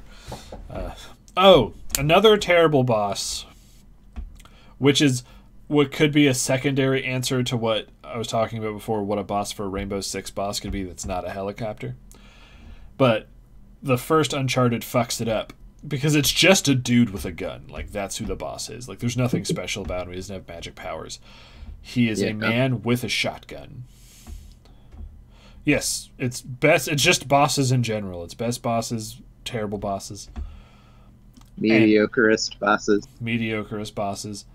He's just a dude where you're fighting him with a shotgun and you're both just popping in and out of, like, the same cover. Mm-hmm. And it's just how his thing works is his shotgun is an instant kill if he hits you. That's what the boss fight is. Yeah, that would be shitty. It's shitty. But and then the next boss fight for the second game was much better. And it's another dude with a shotgun, but this guy has mystical powers where he is immortal, so it's like a weird chasing boss fight where you have to, like, lure them into traps and stuff. Still not great. Yeah. The Uncharted never really nailed boss fights. They were always just okay. Sauron. Well, I was gonna say, I think Sauron. Do you fight Sauron in that game? Yes, but he is a better boss fight than. Well, Sauron wasn't a QuickTime boss fight. Are you okay? Because the boss of the first Shadows of Mordor game was just a QuickTime event, and those can go fuck themselves. I don't count those as boss fights, to be honest. Anyone who does is wrong. Trying to think of some really, really bad ones. Another one that sucks is from the same sort of thing with Dark Souls, having amazing boss fights. They also have some, like, weird, stupidly terrible boss fights. Mm-hmm. The worst one being in a game that is hopefully getting remade and will be released on PC, Demon's Souls. It's this boss fight against this character called the Immortal Dragon. And he is set up, actually, from the very start of the game to be this insanity badass person with very minor spoilers for the opening of Demon's Souls special thing. Who gives a shit? It was a game where, like, when you did the tutorial, after the end of the tutorial, it drops you in a room with a boss, and it's very much counting on you dying. Like, it's a supposed to lose boss fight at the very beginning. But if you kill the boss because you're super good at video games, you actually get to go a little bit further into the level, and the game rewards you with a bunch of items. But then, for no fucking reason whatsoever, the Immortal Dragon King God, who is this, like, 20-story tall dragon monster, just punches you with, like, a building-sized fist and just rockets you to Narnia, and then you wake up in the dead zone or whatever. But then you get to fight him, and the boss fight is, like, it's basically you're fighting him on a T-shape where you come in on the body of the T, and then you kind of just move back and forth on this straight while the dragon kind of moves back and forth. You just have to run to either end and hit a button, and it shoots harpoons at him, and then he just dies. That's all the boss fight. And it's just like, oh. That, and then Pinwheel from Dark Souls 1 was another one where it's just this shitty dude that was, like, only marginally stronger than some of the enemies in the area. So, like, people will just beat the shit out of him as soon as the fight starts, and you're just like, wait, that was the boss fight? Yeah, it's always disappointing when a boss is too easy. Have you ever like given up on a game because of a boss? No. No? No. That's impressive. I've definitely given up on games because of bosses. I can't, because if I spent money on it, I have to get it. Yes, Prowling Magus and the Congregation is another shitty Dark Souls boss fight. The Valkyrie Queen is... We'll talk about that in a second. But no, I can't...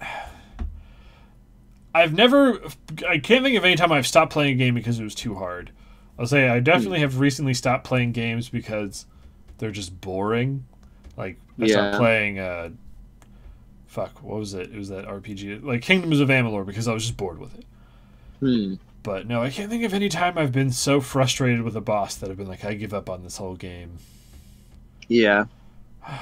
Maybe I remember as a kid playing Glover 64. Holy shit. Oh my god. There was a boss in that game. I think he was like a monkey on an island, but I just couldn't figure out how to even damage him. And like that was an era of the internet where like I couldn't find a guide that told me how to fight him. Maybe it was out there, but little Robert couldn't find it. Oh, and Robert. I liked that game a lot up until that boss, but it was like I couldn't figure out how to beat him. That's nuts.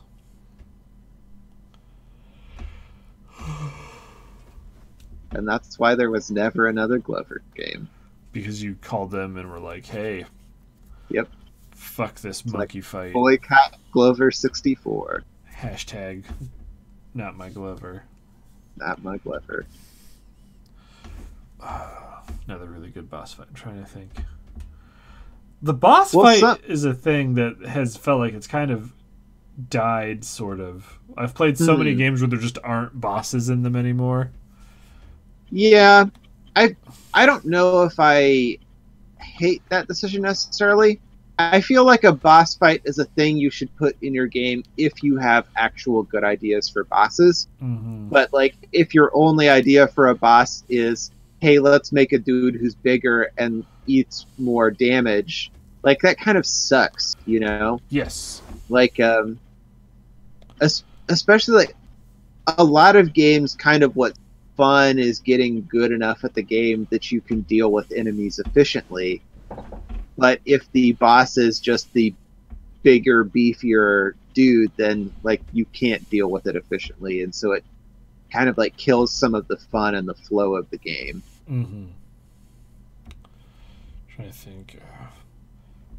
Like it's not exactly the same thing, but it was sort of like the Titan Joker from Arkham Asylum.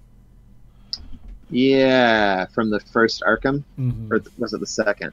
Either way, it sucked. Yeah, it was the first one. Who was the boss of the second one? Oh, it was Clayface. He's the the final boss. Yeah.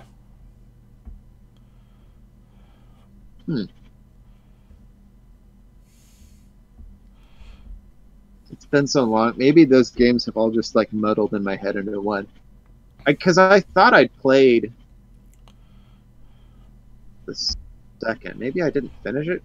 Clayface is maybe my favorite Batman villain, so I would have thought I'd remembered that. Because it's when he reveals that the Joker has been played by Clayface the whole time. And then they wrestle over the antidote and it breaks and Joker dies, and then Clayface and Batman just have to fight, and you have to like dunk him into the Lazarus pits and then electrocute him. And it was okay. It was just definitely better. And then, damn it, who's the final boss of City? Or not City, of the last one, Night. I can't remember. I definitely didn't play that one, so it's good. I'm afraid I can't help you. But yeah, the Division bosses. I was gonna say bosses in like shoot and loot games, or just like dungeon crawlers that are just like Diablo's ones, where it'd just be like, this is just the same enemy, but now it has 800 modifiers on it. Yeah.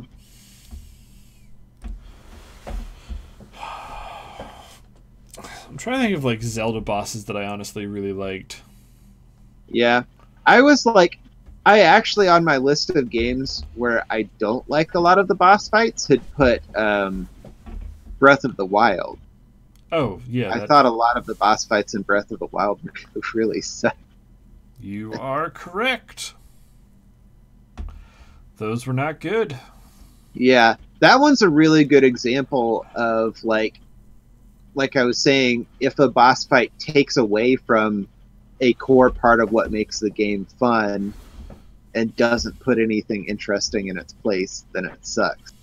Mm-hmm. Just because so much of that game isn't really about just fighting dudes and just fighting a big dude. It's about exploring and finding things and being creative, but you don't really get to do that in the boss fights. Nope. I don't think if there's I'm trying to think of like classic-y games. That I was like, oh man, it's really good. Rockstar does not really do good bosses. Now that I think about it, Yeah. yeah. I don't know if I can even remember any bosses from Rockstar games. I mean, I can remember some from like GTA 4. I remember they have the two bosses. It's either the first one is Dimitri, and then the second one is this other mob lord. There's where they both just involve vehicle chase, kill henchmen, now gunfight this dude. Red Dead 2's final boss was okay. It was a few guys, and then you had to get a guy down and get him to a point that you could then deadeye him, and it was fine. Yeah. Oh my god, I can't wait to get that game on PC.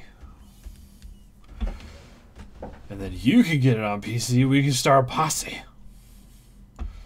But yeah, Rockstar doesn't, because all of their games are so grounded that it's the problem of like, how do you have a realistic boss? Yeah. And it turns out their answer is it's just a normal boss guy who, when he takes enough damage, gets to run away a little bit. And then you chase him and then just do marginally different variations of the same fight until they're out of juice. Yeah. And then you get to punch him. Punch him a bunch him. And that's not super fun. No, it is not. No, it is not. Yeah, car chasing people always sucked in GTA. Like, it's more fun to just run around and be a chaos agent. Chaos agent. Oh, fuck, what was I just thinking about? Like, what game series are like, I'm trying to think of any games where the final boss, well, Metal Gear Solid 4. I was going to say, any of the boss fights that are the final boss are my favorite boss fight. Deadly Premonition. There we go. There's that one. Oh my. Nope, never mind. I was wrong. There's a boss fight in that I like more than the final boss.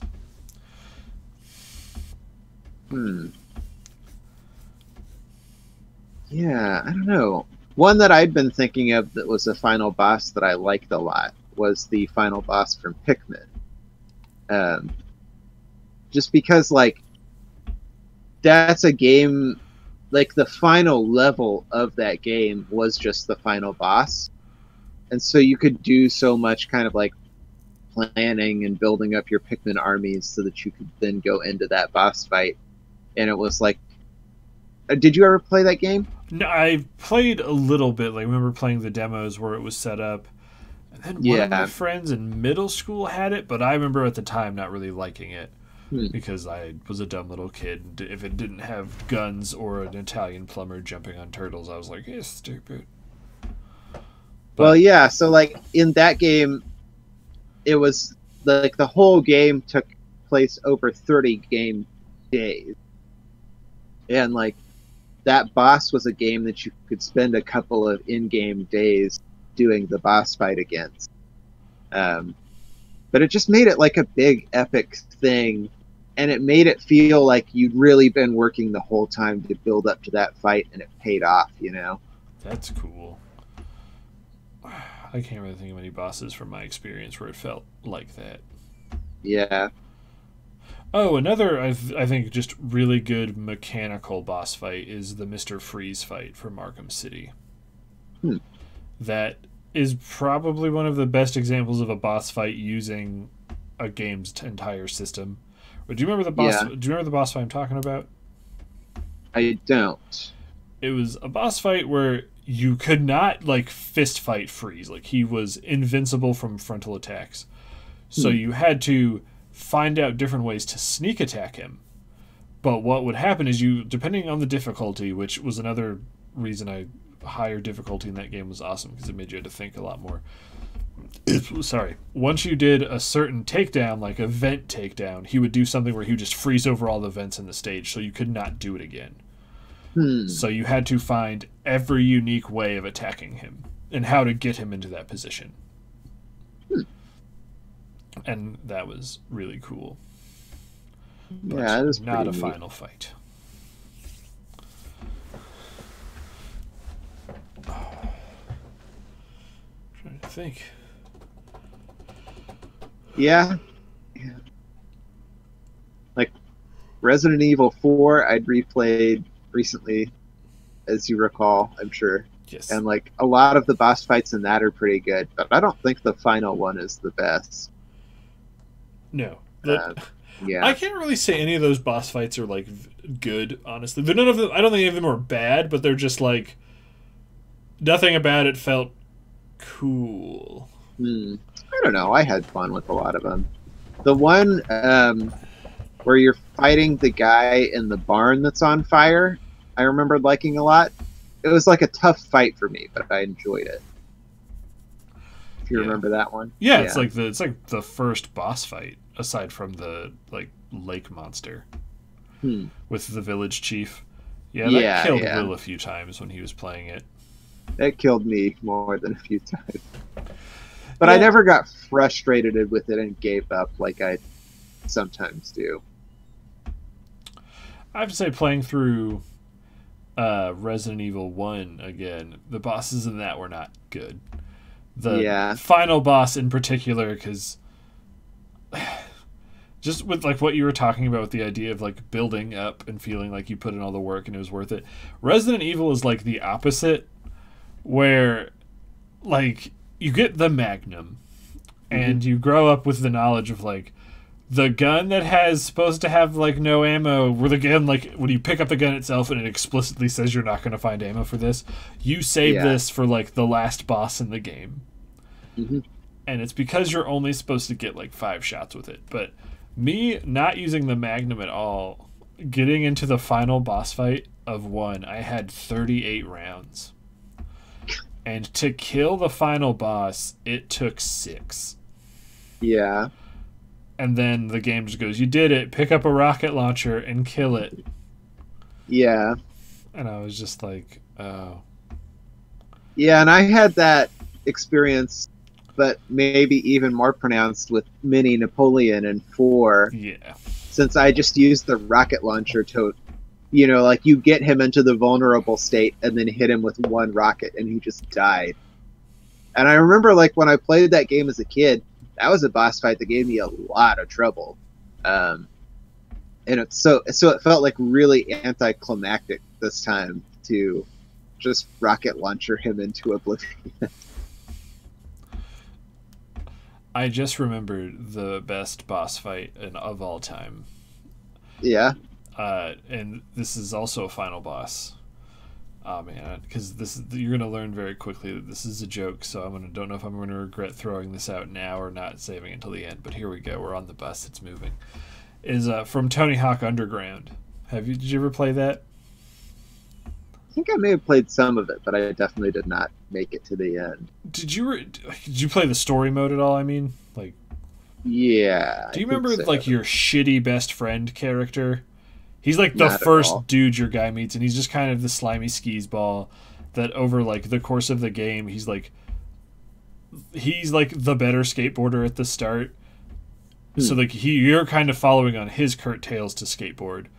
But then like stuff happens and he gets picked up by a label and you kind of have to slum it and get good on your own, and then he steals a trick from you and just like lampoons your career, and you're just like, "Oh, okay."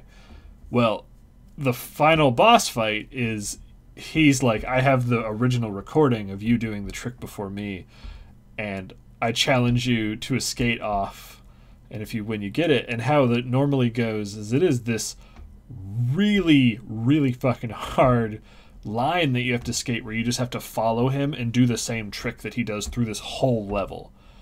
And it's very tightly timed. Yeah. And it sucks. But the reason it's the best boss fight in the game is because I don't remember the exact rules because I know there's a number of ways you can trigger it.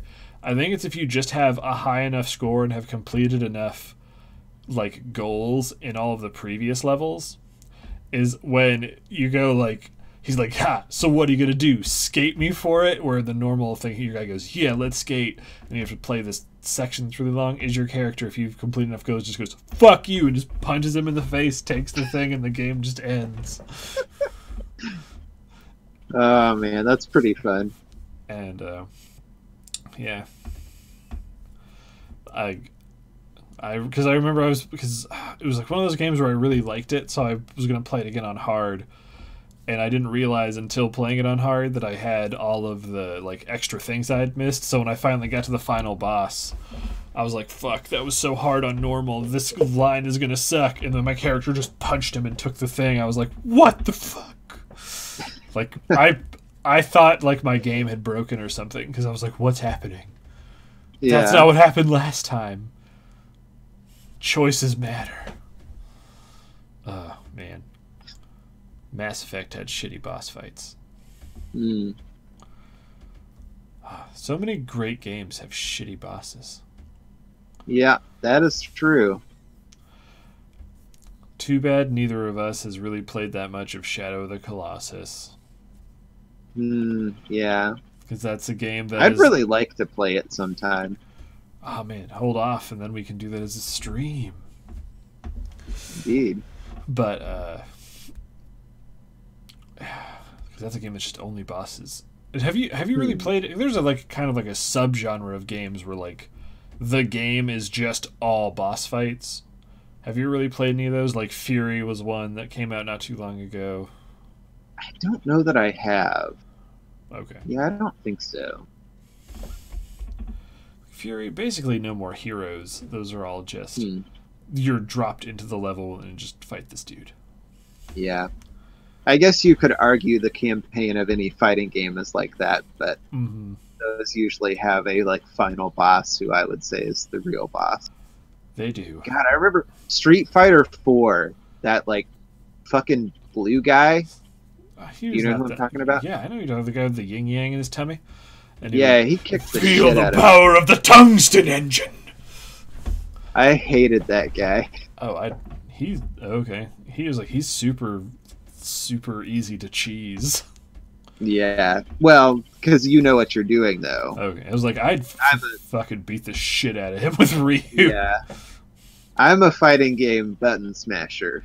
Isn't it like Sen or Seth or something? Seth, I think it's Seth. Okay, because I'm pretty sure he is named after Seth Killian from the gameplay. Like he's a huge competitive fighter like person. Fighting game bosses are horrible usually because they just cheat. Like Mortal Kombat has, I think, the worst boss fights of games that are good and not horrible piles of garbage, like Tattoo Assassins or those billions of Mortal Kombat knockoffs that are just terrible to play. Mortal Kombat is good, but its bosses are I think it was Mortal Kombat 2 where you fought Shao Kahn and you had to cheese him. You could not legit beat him. Like, so it was like you just had to be Sub-Zero if you wanted to beat that game. Tekken also has fucking shitlord. Like, it's a game where everyone's just fighting with their fists, and then the final boss fight just has, like, a guy who can do a full screen clearing beam from his eyes. Yeah. Because you're fighting the devil. You get to beat up a large proportion of the Book of Revelations. And it's dumb. My favorite boss fights are just the boss is just basically a palette swapped you. And what? Oh, like it's your character but palette swap. Like, I think even though the game itself is not very good, the game that has the closest to my ideal boss fight setup is Killer is Dead by Suda, is it Suda 51? Yes. Yeah. Have you played Killer is Dead? I have not played any Suda 51 game. Oh no. I can't tell if you would love those or hate those. Yeah, I don't know either. I feel like I would at least be attracted to the weirdness of it. Okay, when we get up there, the first Did game... he do Lollipop Chainsaw? Yes. Is that him? Okay, yeah. Because I was like, I thought... Because don't you have a Juliet Starling, like, thing? Like a figure? No. Who am I thinking of? I thought I saw one of those really recently. It would be a cool figure to have, but I'm sure that probably costs $1 billion at this point. Maybe. So. But anyway, it's just weird. But when we get up there, the first game we're doing together, Robert, is we're going straight to the big one. We're doing Killer 7.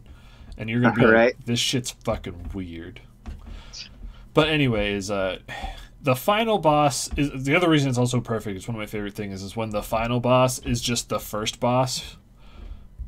And they get to beat you up. Like, sorry, I'm going to say, like, when the first boss you fight in the game is who ends up being the final boss. They're either someone that they're weak enough for you to beat them, and then they go for a full quest for revenge that makes them really strong, or they're the boss that is just insanely powerful and just mops the floor with you, and then you get to fight them again later when you're stronger. Yeah. That's what this game does, is the boss is this guy named David, who is this, when you meet him, he looks like one of the Pillar Men from JoJo. I'm almost completely convinced he is. I don't think you know who that is, I'm assuming. I don't. You should just Google Pillar Men right now. It's the best. Are they like... I know I've seen a figure of a JoJo character who looks like he's made out of stone or something. Is it that guy? No? They are in stone when they like get hit by sun. But anyway, he's just these very muscular, beautiful, tall men warriors that are like uber minches. Like, that's their whole deal. So, like, there's like scantily clad jacked dudes with a lot of body jewelry. That's how the battle with that's the guy you fight, David, at Killer 7. And you can win, but he beats the shit out of you anyway. It's one of those things. And then at the end of the game, you fight him on the moon, of course. And you start like it's like the previous fight. He's in his weird Pillar Man form, and you're your guy. And then you fight, and then over the course of the fight, like, you both go to the next level, and then you both turn into these weird wireframe versions of yourself. And then, like, so you both look like monsters, and you have another really long one-on-one fight. And then you kick your power up to the next level, and then there's a big explosion, and then you and him are both humans again, and you're wearing very fancy white suits, and you both have katanas, and you have a very dashing early 30-something man katana duel on the moon, and you're both just like shadow dashing around each other the whole time. And like visually, thematically, that is the coolest thing I've seen in a boss fight, where it's because you think like, what's cooler than two giant wireframe monsters? It has to be an escalation, and it does like a weird antithetical escalation to like what is actually the coolest. Dudes wearing suits with katanas. Ugh, it was so good. Too bad that game's kind of shitty. Like, that's probably the worst Suda 51 game I've played. It's just very repetitive and not that weird. It's just, I don't know.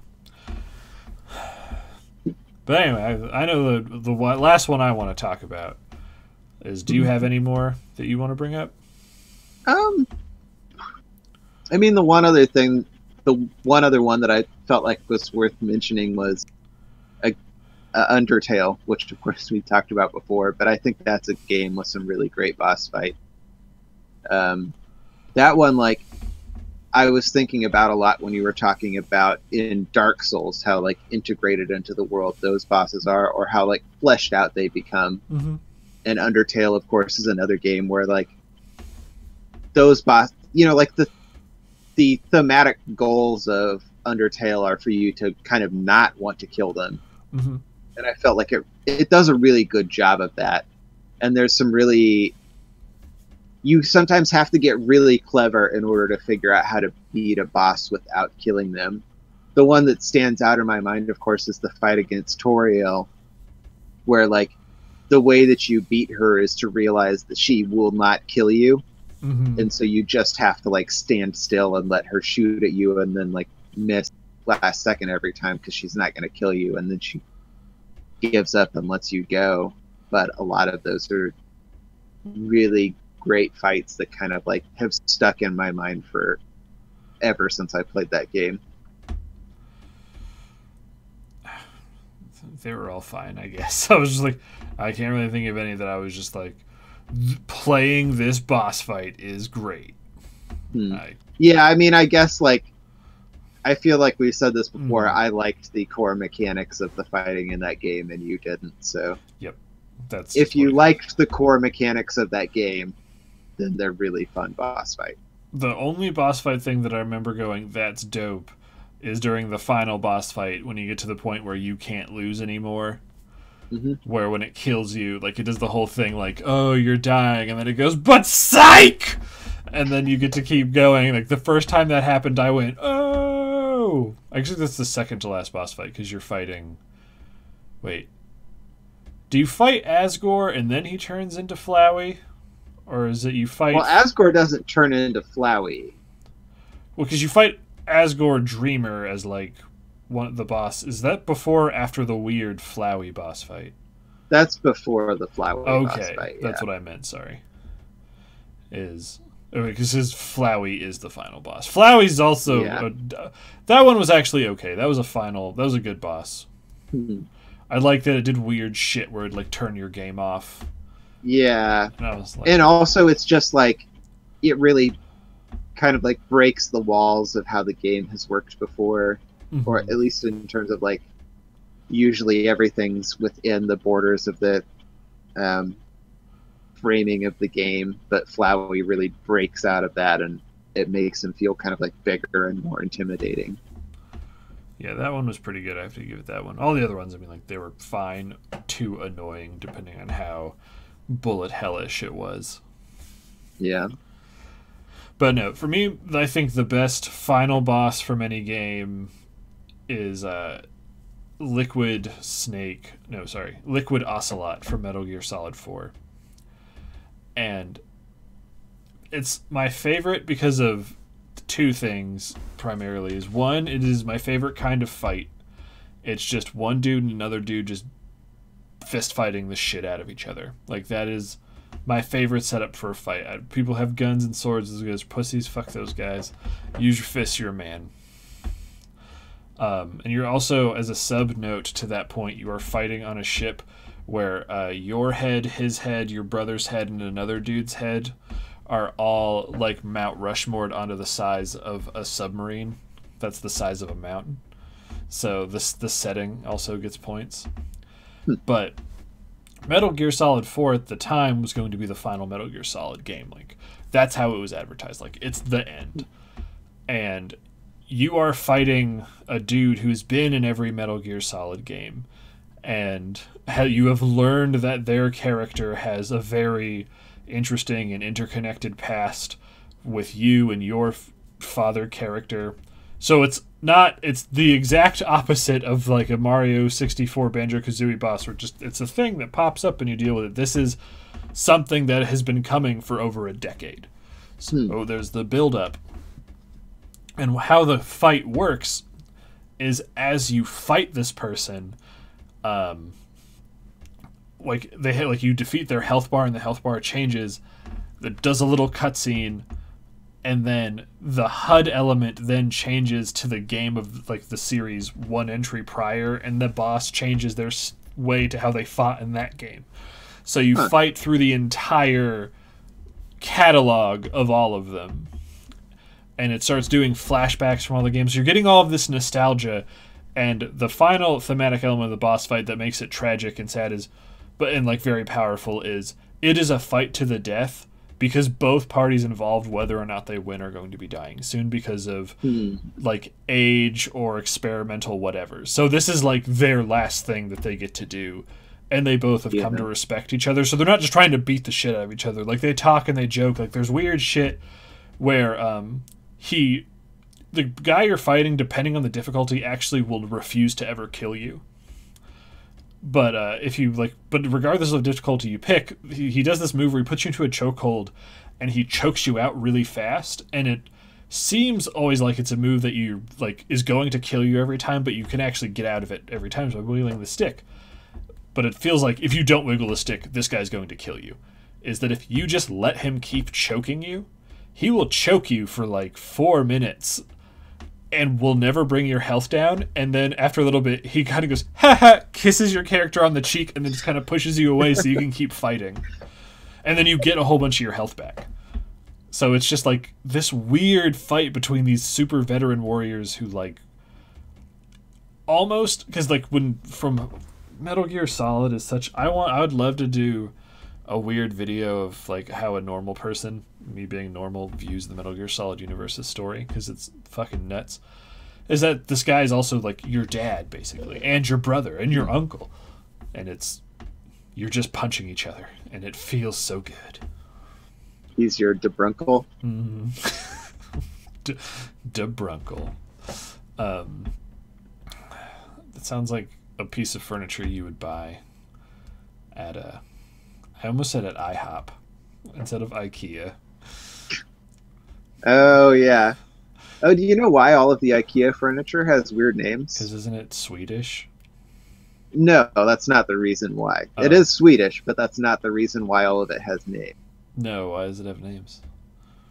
The guy who made IKEA had dyslexia, and it was like the number focused kind, and so he had a really hard time remembering items in the IKEA catalog based on number. So they gave all of their items a name because he could remember them by name. That's cool. Yeah.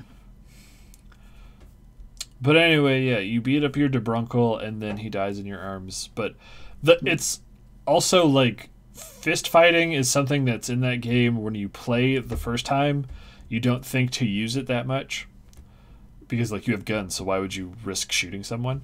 But the final boss fight forces you to do only fist fighting, and you learn that that's actually a very developed system that you can then on your second playthrough then just do a weird just fist fighting, not build, because you have all of your things. So I don't know, to me that stands out as the best final boss because it just is this mix of good gameplay and then like resolution of a big stuff, but also like weird goofiness and like nostalgia pricks to be like, oh, so many feelings. And then it's over and you're sad. It does sound like a pretty good boss fight. And that's the other thing, is just kind of in general, every Metal Gear Solid except Metal Gear Solid 5. I actually can't even remember what Metal Gear Solid 5's final boss fight is. But anyway, all the previous ones, all of the boss fights are one-on-one melee fights. And they're, like, the first one's okay. The second one, you are ninja sword battling your dad on top of the state house in New York City that's on fire. And he has Dr. Octopus tentacles and a jetpack. But you still fight with swords. And it's dope. That was a weird sentence. But anyway, do you have any like final boss fight, or just any more boss fights that you're like, oh man, this was the best? Nothing else that I had thought to write down. All right. See, I can't really think any more off the top of my head, but all right. So we want to start winding down, thinking about stuff for next week. Yeah. Okay. I picked Snatch. So did you have a movie or a group of movies you wanted to? Yeah, I mean, I always have movies that I think would be fun to watch. There were like two in particular that I was thinking of for next time. Okay. So one is a movie that I'm sure you've seen before. It used to be my favorite movie when I was in college, but I haven't watched it in a long time, and I'd kind of like to rewatch it and see if it still holds up for me is Watchmen. Yeah, I just watched it with Will not too long ago because Oh he yeah, hadn't seen it. Him and Robert, him and Evan. I mean, yeah. gotcha. But yeah, we Okay, so that was one. The other one I was thinking of is we could do Blade Runner 2049. Yeah, I'd be up for doing that one. I haven't seen that movie yet. Okay, you want to do that? Yep, that one sounds Cool. good to me. Cool. Because I brought up while you were watching us play Alien the other day for a topic for the video game section is like biggest little things. Mhm. Like for me, I was thinking about it was like as an example of what I sort of mean, so you can get your own ideas. Is in Legend of Zelda: Ocarina of Time, the wooden signs around Kakariko Village where you start, or whatever that fucking place was called, I don't remember.